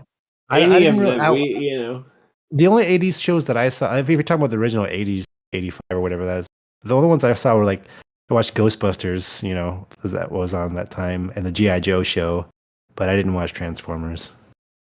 There was a Yeah, me neither. Ghostbusters show. Yeah, it was Yeah, great. the real Ghostbusters. The real which I Ghostbusters, never- because there was I never already a understood. Ghostbusters cartoon. Yeah, so we had to put the real Ghostbusters. It's like a Slimer, it's like a Slimer was YouTube kind of their username. friend. I know, right? Yeah, the real Ghostbusters 0837. Okay, Mark, on the same wiki page that I read all this weird stuff about you, one of the things that I wanted to ask you is that is the LS, it said the LS and LS Mark comes from some sort of club that you had as a kid called like the LS Club. Yeah, we Can you tell me? Can you tell me about that? I'm just curious. You don't have to answer if it's something weird, but I was just curious what the LS Club was. Whenever it was nothing. Whenever I was first joining high school, one of my friends was like, "I made a YouTube channel," and everyone was like blown away by it. Like, "Oh, you can just do that!" And he would just upload like iPad like Let's Plays of Minecraft, and we were all like, "Oh, we'll make a group, and that'll be all our channel names will have the same thing in it." So originally it was like Immortal. It was like Immortal, then some cool like name. And so Such they a were like, teen yeah, name. yeah, and they're like, you mark your immortal resurrection, which I took, but I was always like, but that's why would I be immortal if I can resurrect? Like, but I was like, sure, whatever, I'll make that my channel name. So I think for the first like 3 or 4 years of my channel, it was called that, and then there was like infighting in this group. So one of them stepped away and was like, no, I'm gonna make my own channel, and I'm going to be called LS and then his name. And he's like, and you guys should join me. And everyone changed their channel names to LS and then their name. So that's why I changed it. And none of them, the guy deleted his channel like a month later. None of the rest of them even made their channel. So I was just kind of stuck with it. And then around that time, I think I started getting subscribers. So I was like, well, I guess I can't change it now. It's locked in.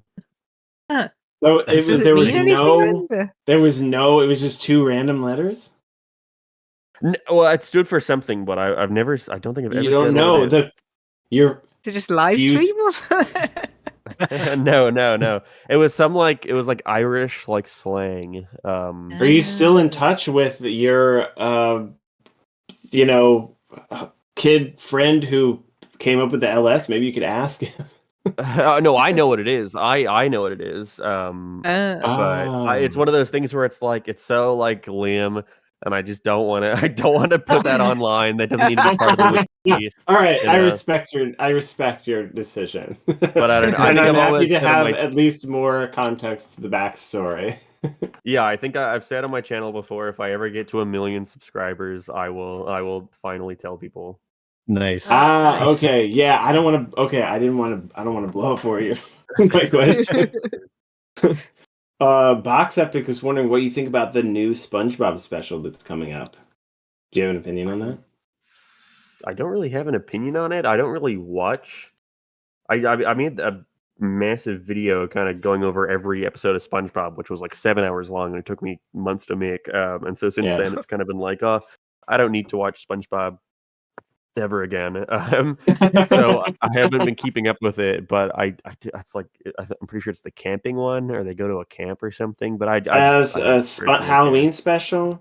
Yeah, some Yeah, it's Halloween like- thing, isn't it? Oh yeah, And- yeah. I guess. Oh, sorry. Go on. No, well, they're saying they've heard that it's horrible. It's Wow. I didn't even know. Yeah, I know they're That's- doing a Halloween special for the Patrick show that they have now, and the Halloween special for the SpongeBob show. So I don't know Okay. which one they're Interesting. talking about, but maybe they're both horrible. Who knows? Huh. Yeah, I'm not sure. Will either Catching Up or Litterbox get an indie animated movie? Wow. Goodness. Only time will tell. I don't know how you crowdfund like an animated movie though. That would be like Yeah. really expensive. That would be a That that would seems be like a pretty a- big ask. Fool's errand, I think. That'd be a large. I think you'd better just Yeah, stick with you smaller would- chunks. Yeah. Looks like episodes are better for this kind of stuff anyway. Like, Yeah. you don't need a very big yeah. story to do. I feel like the writing, the characters that are created for a show versus a movie are different. in a way. Like Mm. show characters are built to stay the same, whereas like movie characters are supposed to change by the end of the movie. So like Yeah. I always felt really weird when I like the SpongeBob movie, for example, like seeing SpongeBob in dramatic situations felt like wrong to me. I remember when I saw it, I was like, it's too like he shouldn't be like, I don't know, it just felt too dramatic. It felt so much more dramatic than the show because it was a movie, and so they had to have a more dramatic problem and plot line that would lead the audience through the whole movie. But it felt, I don't know. I feel Yeah, like it's 'cause that's- weird to me personally. It feels weird to see show characters in a movie. Yeah, because I think it's something that's like not necessary to do for that for a movie. You know, like you don't have to do the. I feel like it's like a studio ask. You know, this is a movie, so it's got to be bigger and better than the show. Yeah. So that means changing everything about the show that everyone likes because it's a movie now. But we want people to like it or even more than the show. Like it doesn't make any sense. Yeah. Like if you look at like old comedies, like from comedy duo, and you don't have to like force a sentimental or change it to something that it's not, basically, you know, like it's not necessary. Exactly. That's but you because because then like, but then because like I would imagine they would be thinking the audience would be, yeah, I could just watch this at home for while my parents see this movie, you know. Yeah. I don't know. Yeah. Well, Megas88 is saying Dick Figures did it. It's right. You guys ever watch Dick Figures? Are you allowed to I say guess I that? know what it is. I mean, it's the name of the show. What am I supposed to say? Actually, their website, I think, was Richard. I think their website was richardfigures.com. So that was pretty funny. No, I've never heard of that. What is that? It was like it's stick figure. It was. Did you ever see any of the like Mondo Media stuff? Any of those like I don't know. I can't remember when the Happy Tree Friends. That was their biggest one. Oh, You know okay, Happy Tree okay. Friends? I know Yeah. that, I yeah. think the same company they made Happy Tree Friends, and it's just two stick figures, and it is pretty funny. And they raised like $300,000, and they made a movie. But that's Nice. that's. I mean, it's stick figures. like Yeah, you have to the work level within of your means. animation Yeah. required to animate Yeah. stick figures is like less than a full blown like to traditional animation. Yeah, I think it helps to have those expectations for that, because like I think that was a problem with early Flash animation, when you wanted to take like a Looney Tunes designed style character and move them in Flash with like symbols and puppetry, you know, and it didn't work as well at the beginning because your expectation is to see them animated fluidly, but you can take something that was made for Flash, like at that time where there's no expectations for it to move in any certain way, and then it works. But it's like when you try to like force, so it would be like taking trying to make a big budget movie. If you have characters that don't fit their budget and you try to expand it into a large movie, then it's going to end up lacking. But when you have a easier to budget style, like if it was stick figures, then then you can totally pull that off because that's what the audience is expecting.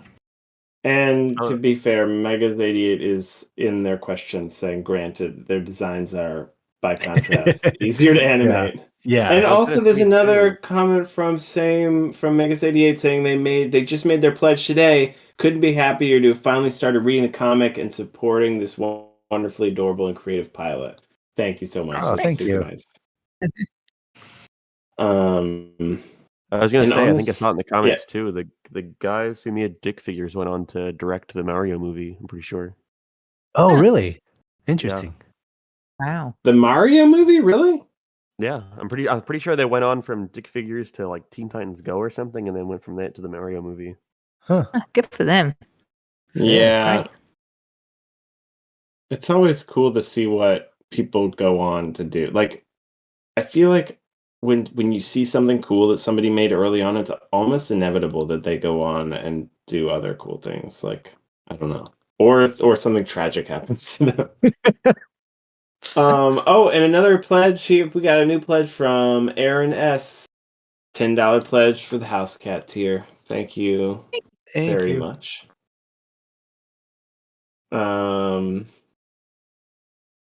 Nelson has a question for you, Mark. Since you're from Ireland, have you heard of Paul Tylak? He's really funny and kind of famous Irish actor from Dublin. Paul Tylak? Yeah, Tylak. L-A-K. I feel like I've seen him before, but I don't know what they've been in. Let me see. No, I don't recognize any of this stuff. Okay. Interesting. This actually, I have a question for both you and Cheska. As being from UK and Ireland, living in the US, are there like British and Irish things that you guys like? What British and Irish things do the two of you miss the most? Like that you can't get or that are hard to get? Bacon. Like the cuts of bacon we get in England are different over here. I think it's like back bacon, but it's like they were just bigger cuts. And also cocktail sausages. Cocktail sausages and bacon. Recently, I was like, why is no one here serve sausage rolls? I love sausage rolls. Yeah, I'd love a sausage roll. A good hot and cold. I want one now. Do you guys like? I don't know if I know it's a British product. A Branston pickle. No, I don't like pickles. So. You don't like? Oh, I love it. It's so good. It's like chunky ketchup that's brown. And it tastes really good. Awful. I put it on everything. No, I mean the description is bad, but it's it's pickled, so it's not gonna look great, but it tastes so good. I love it. I got it at like a British store. And my wife was telling me about it and we saw it and got it out. Oh man, I love that stuff. I could eat a whole jar of it. Crunchy nut cornflakes as well. I miss crunchy nut cornflakes. They were briefly over here when I moved here, and then I don't know, people didn't buy enough of them, and they stopped making them. I'm trying to think of all the things that I get my parents to bring over. Battenberg, bird cake. That's a big one. Your guys' Cadbury's is way worse than the one we have. Yeah. The chocolate in England, it's so good. Yeah, no, I don't think anyone likes Cadbury stuff. I think they just like that commercial. It is but it's like different. Like it's actually like the chocolate is actually different. It's really no. That's what I'm saying. Like, I don't even think anyone here likes it. Like I've never seen anyone who actually says, "Can't wait for those Cadbury eggs." It's so. It's crazy that it's like different. It's like not even the same. It's like like Mexican Coca-Cola with like actual sugar. Yeah, I don't know why either. Like why? Because I thought it was in England. I think it's not allowed. I don't know. It's like one of those things where it has too much milk to be chocolate technically. But like I don't know why. America like has all these different restrictions over here where they're like, you can have this food coloring, you can have this. Like, don't worry about it. Like, why would they draw the line at chocolate? Maybe not so having like enough they keep milk it on the shelf longer or something. Maybe it's like shelf life thing. I don't. Yeah, maybe Hershey's just trying to screw over Cadbury. Oh, that too. Sure, yeah. Applewoods is saying go ahead. No, I was gonna. I'm sorry. This is about that question too. I don't know. Recently, my parents sent me over a big box of these like cup of noodles they have in the UK called pot noodles. Oh, yeah. They're really good. They've come over so for they my sent me like husband 20. too. Yeah. Applewoods is saying we Americans have had our palates ruined by hot dogs too much to appreciate sausage rolls. I hate American hot dogs. I can't stand them. I like sausages so much more. Yeah. I love hot dogs. I love hot. Yeah, me too. I mean, it depends on the brand. On the brand. Some are better than others. Yeah, there are definitely better ones, but pile on some onions and ketchup. Yeah. Also, I just want to acknowledge Random Red I see in the chat. I recognize them from my Kickstarter. Just want to say hi. Random Red has asked earlier if the people will see Rob getting drunk and catching up. I think that'd be I don't know. I don't know about that specifically, but I do kind of want. My whole idea for the show after a while was like I just want every episode in some way to just have the world beat on Rob for the way he acts. So so I definitely have ideas for a second episode of stuff kind of similar to that I would want them to do, but maybe not getting drunk specifically. This is interesting. Visitotic is asking what the guidelines are to the catching up art style. If there's anything in this style that's explicitly not allowed, like in the Simpsons style, lines aren't allowed through the teeth. Like, do you have any specific stuff like that? See, that's the hard part when getting animators is kind of getting them to learn the stuff that I just kind of do unconsciously, and obviously working on it for like 4 years too. Just things changed over time on the way I would draw them or how I would try to do their expressions or what I would allow. Like I think I used to be like, oh, Clay can't have eyebrows, like his eyes have to be like this like Mickey Mouse thing, and you have to use the eyebrows to like emote with. But I think over time I was like, well, you can do both. Who cares? You can, yeah, you can. If it makes an expression funnier to add eyebrows on top of that, then go for it. But just stuff like that, stuff like I like when the mouths kind of look like this, you know. There's very like straight and like not really curved. I think some people early on used to try draw mouths like the bean mouth. Oh which I yeah, think yeah. fit the more kind of angular, like sharp style I was going for. So just minor stuff like that where it kind of took me having to see how people would draw the characters. I think whenever I was starting animation, I think I put out a tweet being like, "Oh, hey, can I just get a bunch of people to sketch out this character so I can see what I don't like for their rules." Yeah, it's funny how like even if it's not like a conscious thing, how an artist will just draw something a certain way, not even thinking about it, and you'll see it like, oh, why did you do it like that? I didn't tell you to do that. Yeah.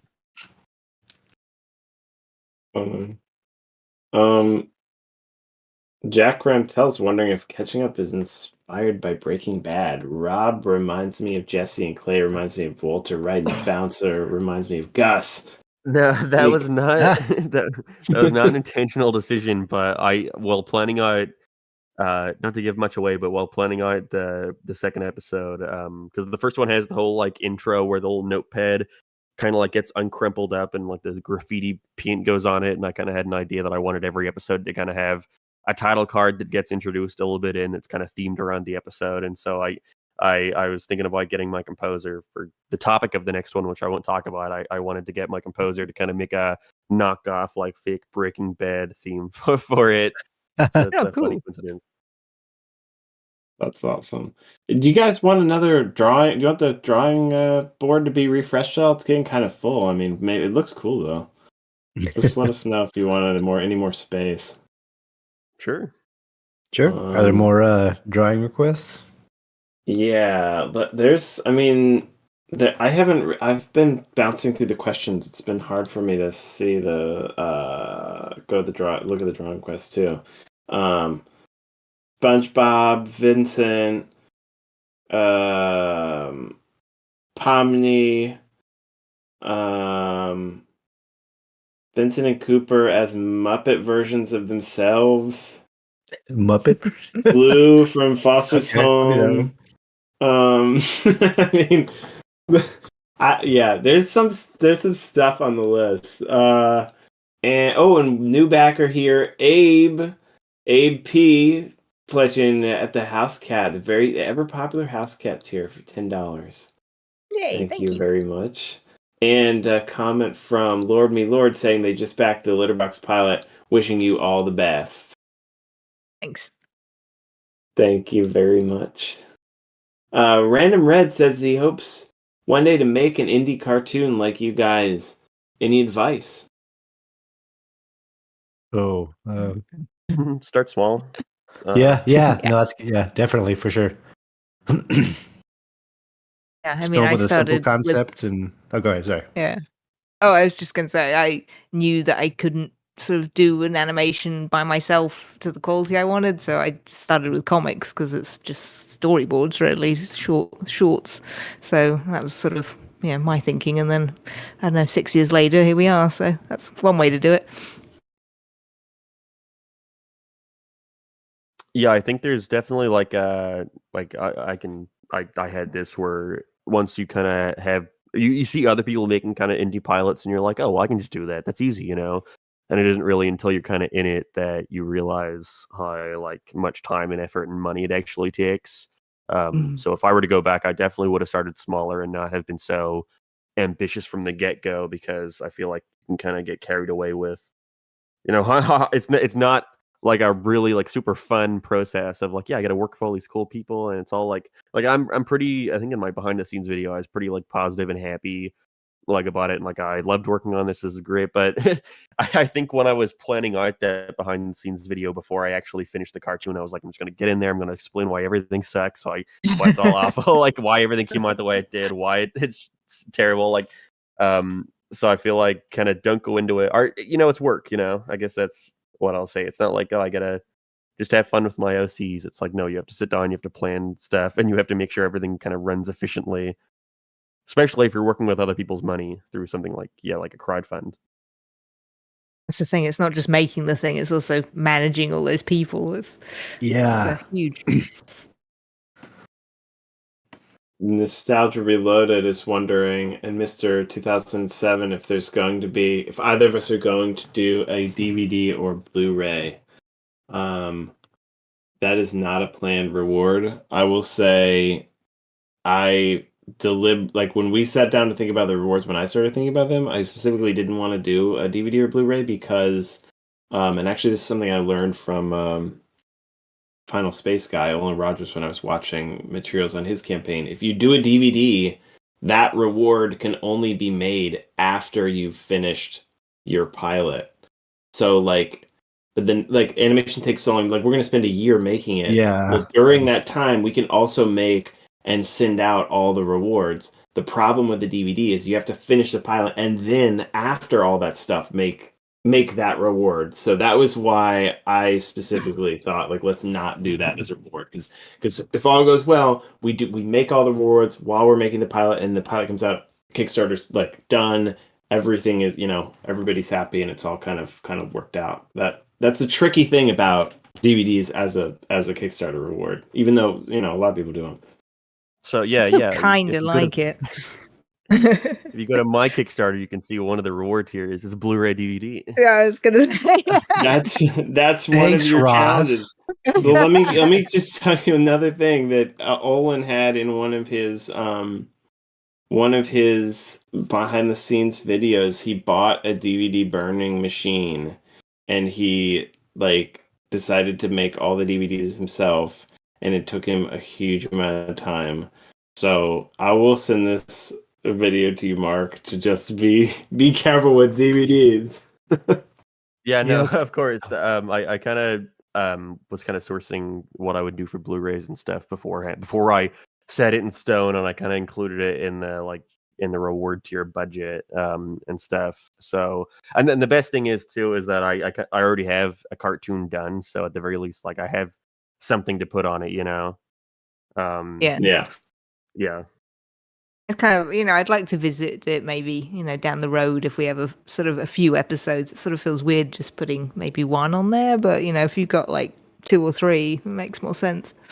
The one thing that's tricky, the one thing that's weird about animation and like film, it's like you can't actually hold it, you know, like the nice thing about a DVD or like a record, like a vinyl record, is like you actually get the thing that you're, because that was one thing I struggle with too. Like crowdfunding for animation is so weird, because like we're raising money to make this thing that then everyone's going to be able to watch. So it creates a really complicated, the economics are really kind of complicated and confusing. So like in that sense, the nice thing about a DVD is like you're actually getting the thing physically that you're, you know, the project is about. So. That's DVD extras. I was all about the DVD extras. Oh man, I love those.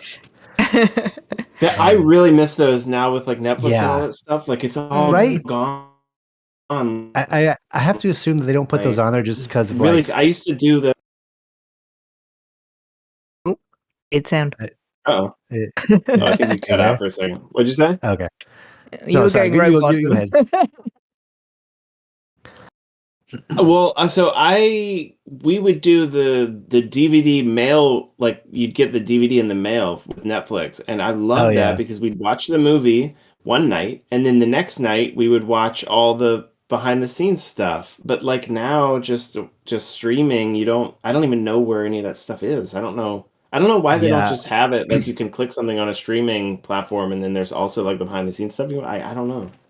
Yeah, I would assume it was either like they did like, you know, market research and assumed that, you know, not enough people would do it for the cost of uploading it, or like some kind of like rights issue because it was, when it was created, and I don't know. But yeah, it's really unfortunate that none of that stuff makes it onto any streaming service because those were all. That's why I still have all my DVDs because like the special features were the best. Like especially when you have like a whole like extra disc. Yeah. Yeah. I know some of them would have so much stuff. Yeah. Yeah. We talked about this a little bit already. Box Epic's wondering, let's say, oh no, sorry, wait, that's the wrong question. How do you guys get voice actors for your indie shows? Mark, I think you just like went on Twitter and like asked people for voice, asked people to send in their reels, and people just like did that, right? I'm sorry. I'm talking to Veronica. She's drawing on the thing, and I as I'm trying to unmute, she's like drawing on the thing, so the mice keeps going away. Sorry. Could you repeat the question? Oh, Mr. 2007 is wondering, where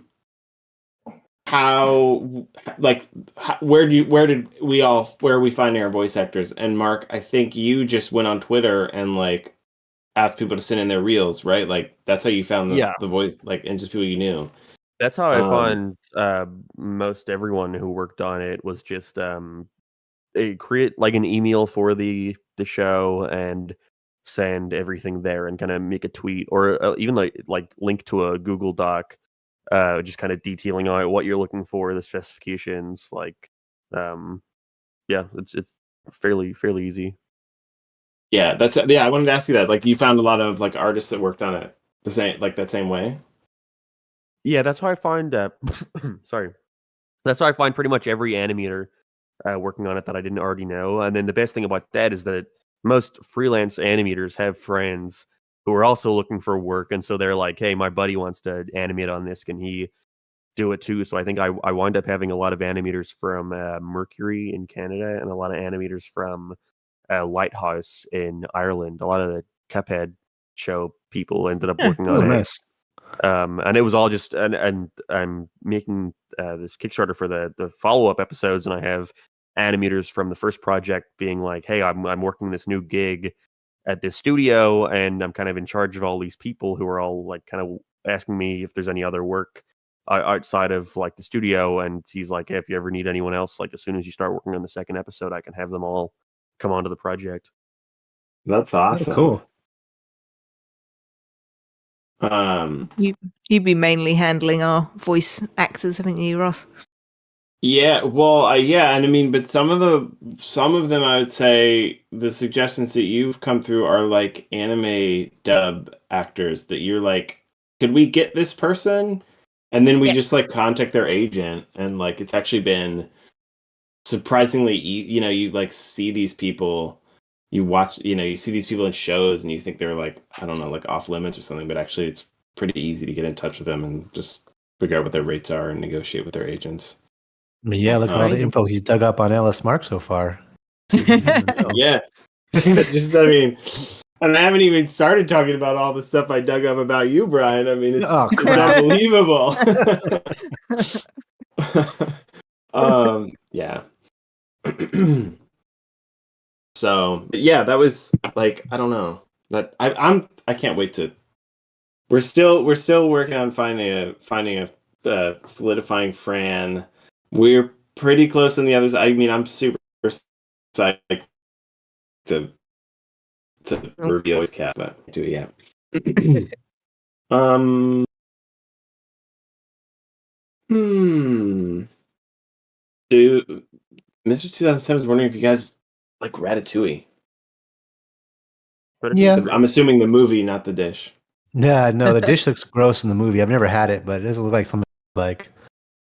But it's good. It's okay. I mean, it's actually pretty good. Really? If it was well done, really? yeah, it's good. Have you had Ratatouille, Jessica? No, I'm pretty fussy eater, so I wouldn't have anything that I fancy. Well, I watched Bug's Life the other day. Oh, I love Bug's Life. That's a great movie. Yeah. I haven't seen that for ages. Man, the early Pixars are so good. The first Toy Story and Bug's Life are probably my favorite ones. They Bugs had Life was mine. such. Go ahead.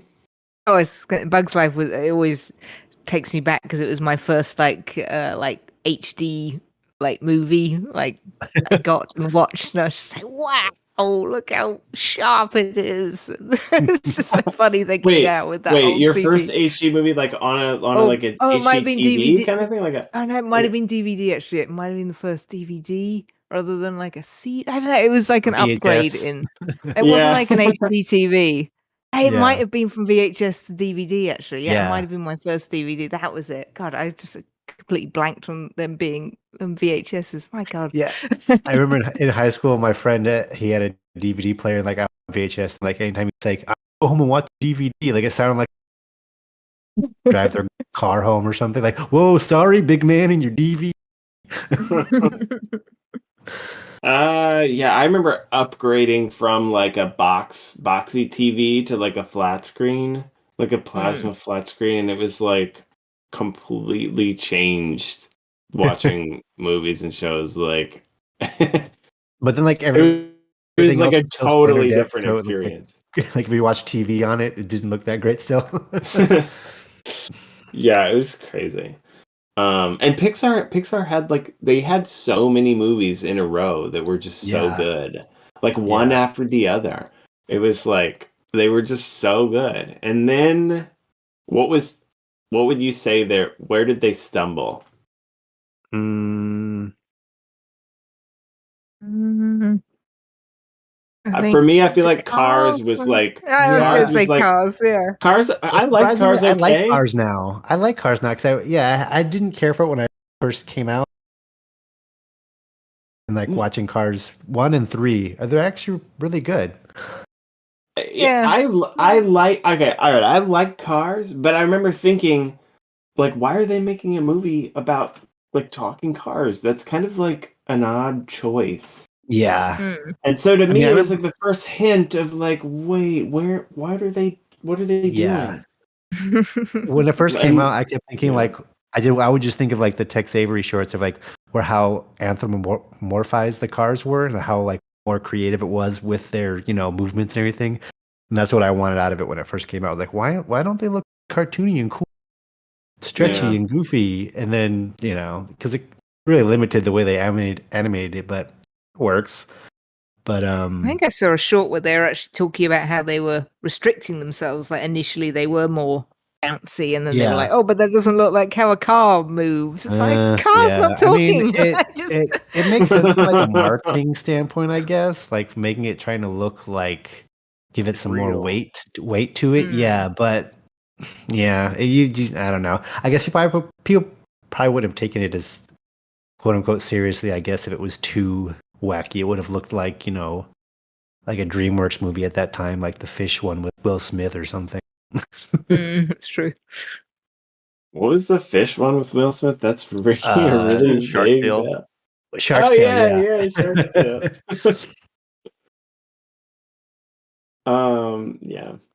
But I love the acting in the first Toy Story just because they were so limited by the models. There wasn't all the stretch and squash that you'd get in like typical Disney animation at the time, where you kind of fell into a lot of cliches. Like, so you got to see like odd and funny movements. Like they had to do a lot more with the models that they had to work with. Well, that's why it was such a brilliant idea to make it a movie about toys, because Yeah, toys it was perfect. are like that already. They're like Yeah. plastic, so like it worked like early CG, like everything looks like a toy already. It was like so. It was like such a smart idea. It was just so brilliant. Yeah, they had to be all creative, like with their little out of time eye blinks, or one pupil would blink slower than the stuff like that. Apple Woods is saying Cars was inspired by character cutouts of characters who would later become Lightning and Doc Hudson outside of a Route 66 diner. That's cool. Yeah. And I don't know. I don't even keep up with Pixar movies anymore, to be honest. I don't even know what they're making now. I have no idea. Yeah, I just see because I watch with my daughter, but they're I don't know. I like Okay. Luca. That was Luca's great, yeah. yeah. Yeah. I like that the design style, and mainly like the way they can push the 3D models to make it more like 2D. Their poses and stuff. Just makes me want to watch a 2D movie. Are Yeah. they 3? I thought they were modeled with Luca. Oh no, Luca. Right now, I'm getting mixed up with the Leica. Leica? Is that I it? The box trolls Yeah, and all like that people. yeah. Yeah. Oh, Okay. yeah. Yeah. No, I remember Luca now. Yeah, the style in Luca was nice. I like the ones where they've got the how they made some of the like mouths work, Yeah, and you see it exactly. from Yeah. another angle, and they're just Yeah. like completely chopped up. They're brilliant. It always bummed me out when you see like the concept art and it would be like these beautiful like 2D Yeah. sketches and paintings know. and stuff. And then it's like that's the inspiration for this. And then they make it 3D and it's like, well, this is still kind of cool, but it doesn't have the same like sort of I don't know, just for me personally. Always Yeah, found Yeah, that, it's like with Frozen. That all the sketches, all the designs from that were gorgeous, and then they made it, CG. It's Oh like, yeah, come on. yeah. That's one thing that like kind of like stands out to me as like just an artist is like I miss the individuality coming through. I can't pick out any. I guess I'm not like researching the CG animator, but like I can't see performances from the animator in 3D. Like it's all pretty streamlined to where, which is good from like a marketing and movie making perspective. But like as an artist, I want to see like the individual lead animators and see their works and the way they move and draw something come through more in the individual characters, And I just feel like I don't get that as much or at all actually from any CG performance. But that could just be my like ignorance in CG animation. But Yeah.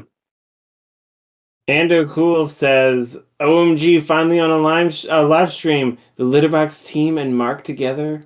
Dreams really do come true."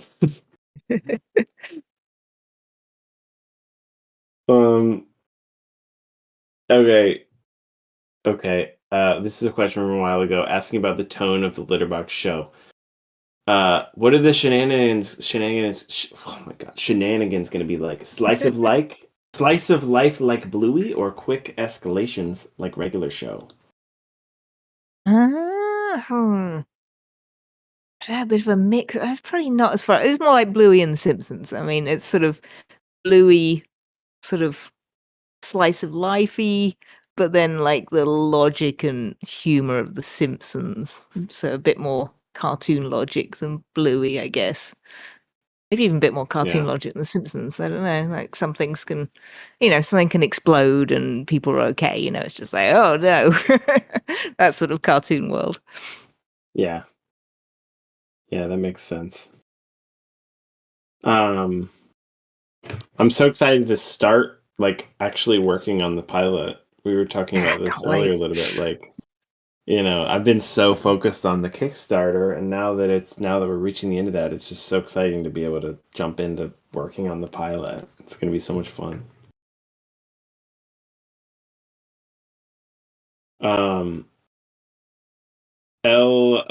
Guaxanim is wondering if the show will be translated to other languages. And I'm gonna ask this question to you as well, Mark. Like, do you think are you gonna do dubs, or like maybe there'll be fan dubs or something like that?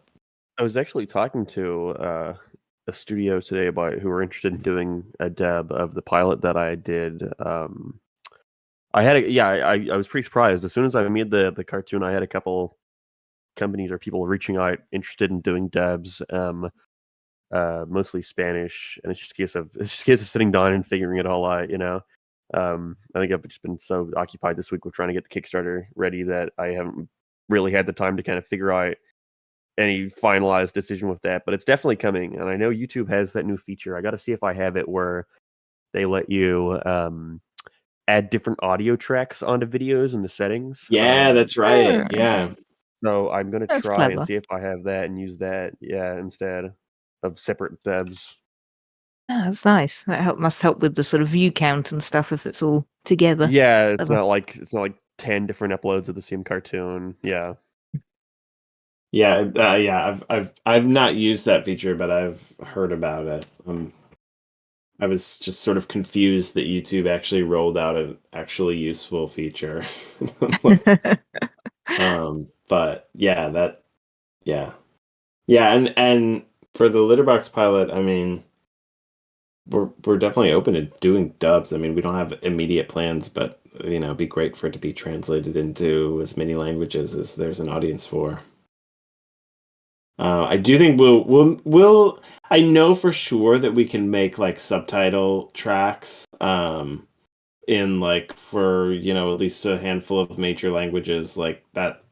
Because I mean, YouTube does auto subtitles, but a lot of times they're really weird.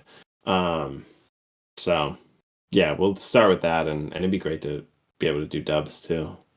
Though we were talking about this the other time, like how do you know it's so like Mark, if someone else is like dubbing your cartoon in another language, if you don't speak that language, how do you know if they did a good job with the dub or not? Yes, that was my thing. Is kind of see, I told anyone I talked to about it. It's kind of like I would want you to take liberties in rewriting it. Like if you want to rewrite like the dialogue of a scene to something you think would like work better in your like home like language, then go for it.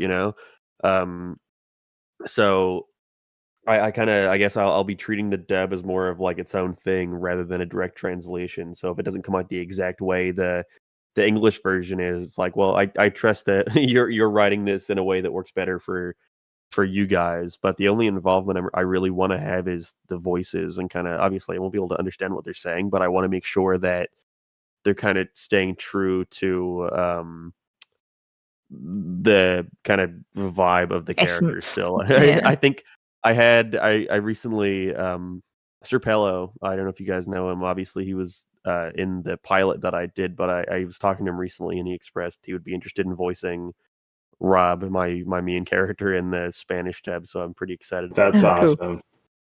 awesome. That's amazing. Well, with Sir Paley, you'll know that it'll be great. Yeah, I trust him. I know I'll just give it to him. Say whatever you want to do with it. Yeah. whatever you want to do, go for it. Yeah. Oh, new backer alert here. Jason T with the $25 Curious Cat tier. That's putting us at 1,700 backers. Wow. Yes.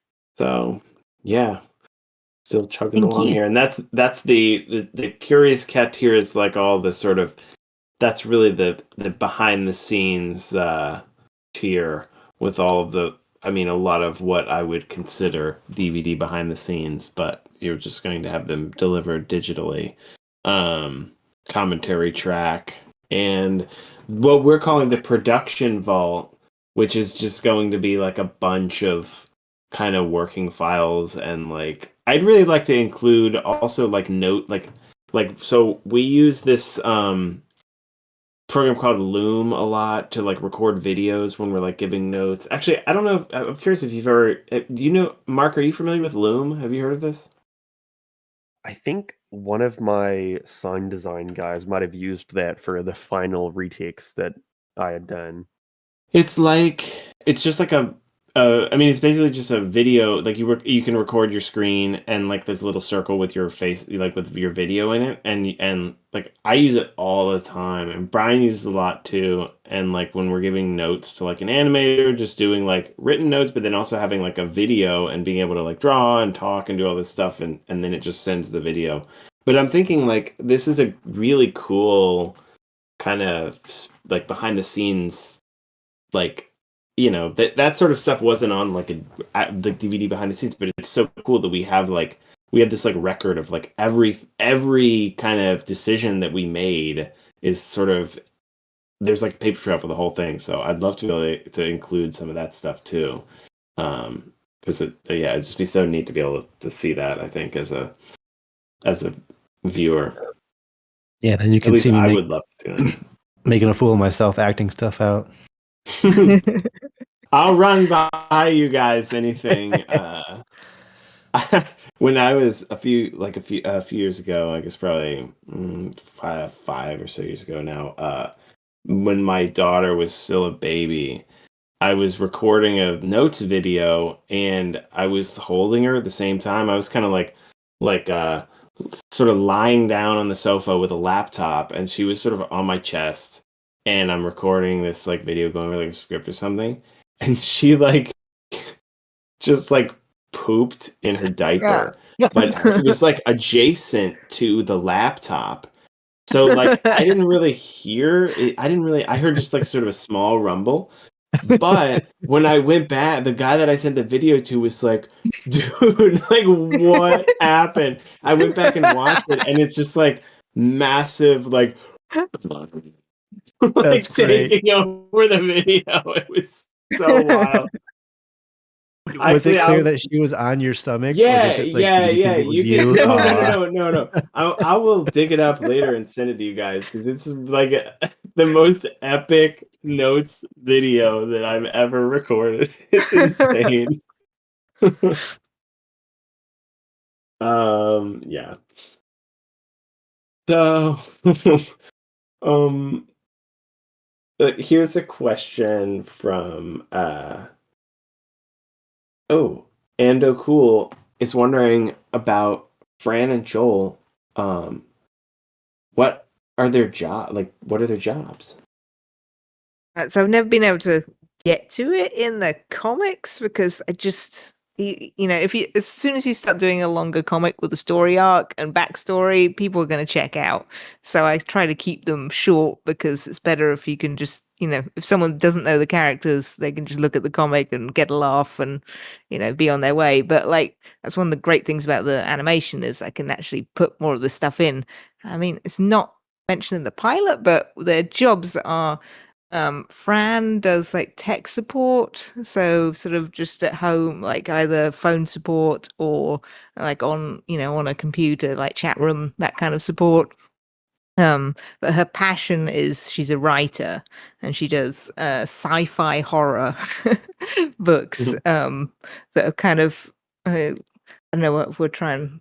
I would definitely do a thing on that, but yeah, so she does that, but so I just love the idea of her being, on her, like trying to talk to customer support and then the kid's going off and then she's sort of, talking to customer support, talking to the kid, talking to customer support and then getting it muddled and like getting the two conversations mixed up and That's so good. stuff like that. But then, and Joel has a shop in a strip mall that he inherited from or a space in a strip mall that he inherited from his uncle. And he has a sort of rotating idea of crazy shop. It's a bit like the sort of Leftorium for Ned Flanders, but his is surprisingly successful, even though they're mad.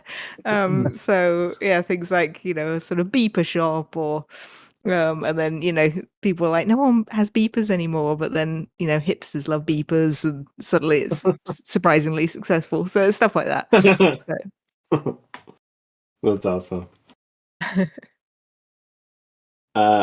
And Higgs Jigs is wondering, Mark, if Clay's father will ever be a focal point of an episode. Yeah, I was surprised when people were like, "Well, who are their parents?" And I was like, "Oh, I didn't think that far." But with Clay in particular, at least for Rob, I kind of was like, "Okay, maybe I'll just make their parents are dead, like whatever." So I just don't have to focus on it. But eventually, I was like, "No, okay, I have to do something with it." So right now, I've been kind of like mapping out their families, and I always had an idea. For like a longer kind of thing I would want to do about Clay's dad if I were to do anything with it, but it would kind of be something that I wouldn't really want to do in like 11 minutes, it would kind of need like a 22 or a 30. So I don't know if I would ever get there, but if it ever gets to a point where I'm like, oh, that'll never happen, maybe I'll just throw him in an episode or two. I don't know. It depends. A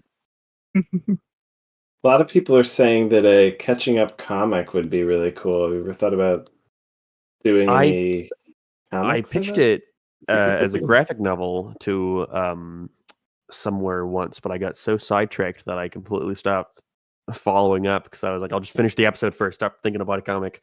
I think I actually have an entire pitch Bible made with like unique artwork and stuff for Oh, a wow. catching up graphic Oh, that's novel cool. that I just never really did anything with. But I Wow, would definitely cool. like to, I don't know, maybe revisit it at some point. Maybe if it ever gets to a point where so I'm like, well, no, I have a cartoon. It has 1 million views on YouTube. Maybe I could go to a comic place. Now I'm having ideas. So maybe there will be. I'll see. Let's I like do that. I heard you just sort of trail off. It's like I heard the thought entering your head. Yeah. That's funny.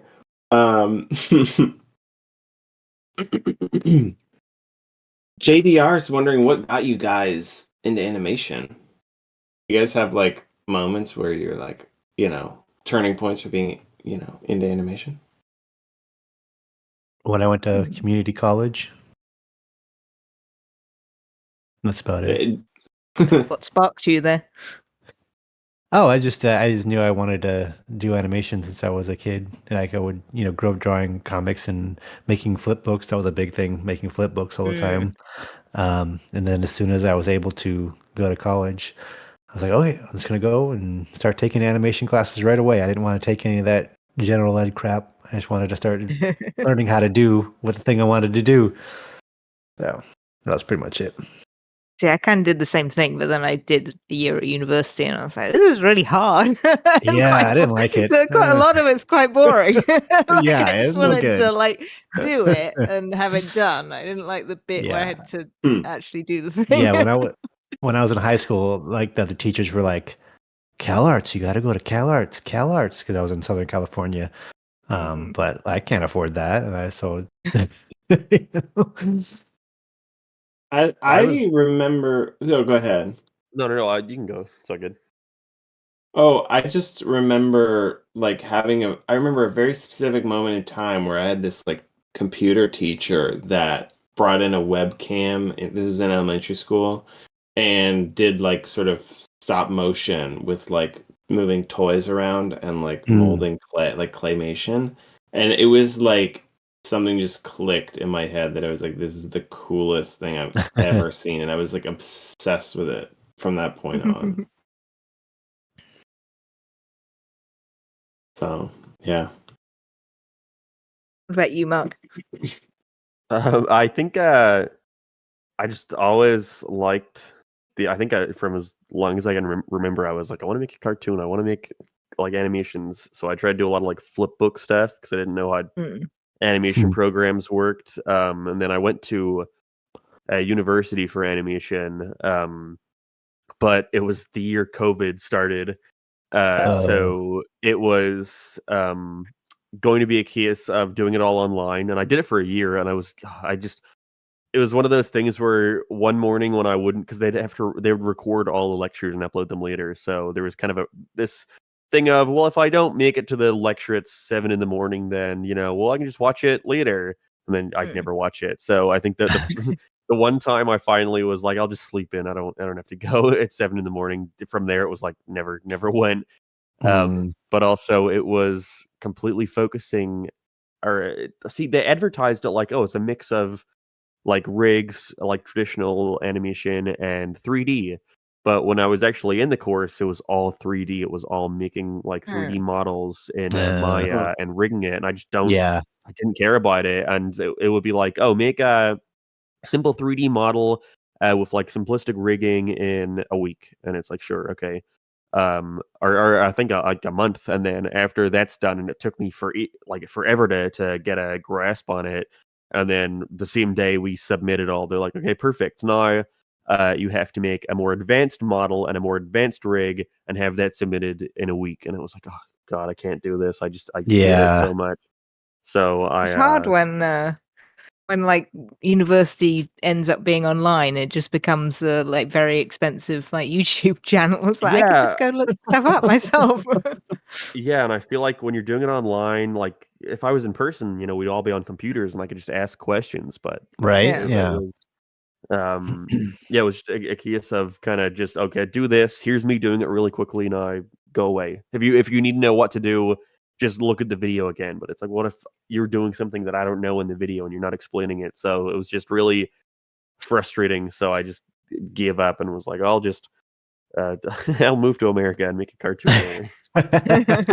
It worked. Yeah. I guess so. It works, kids.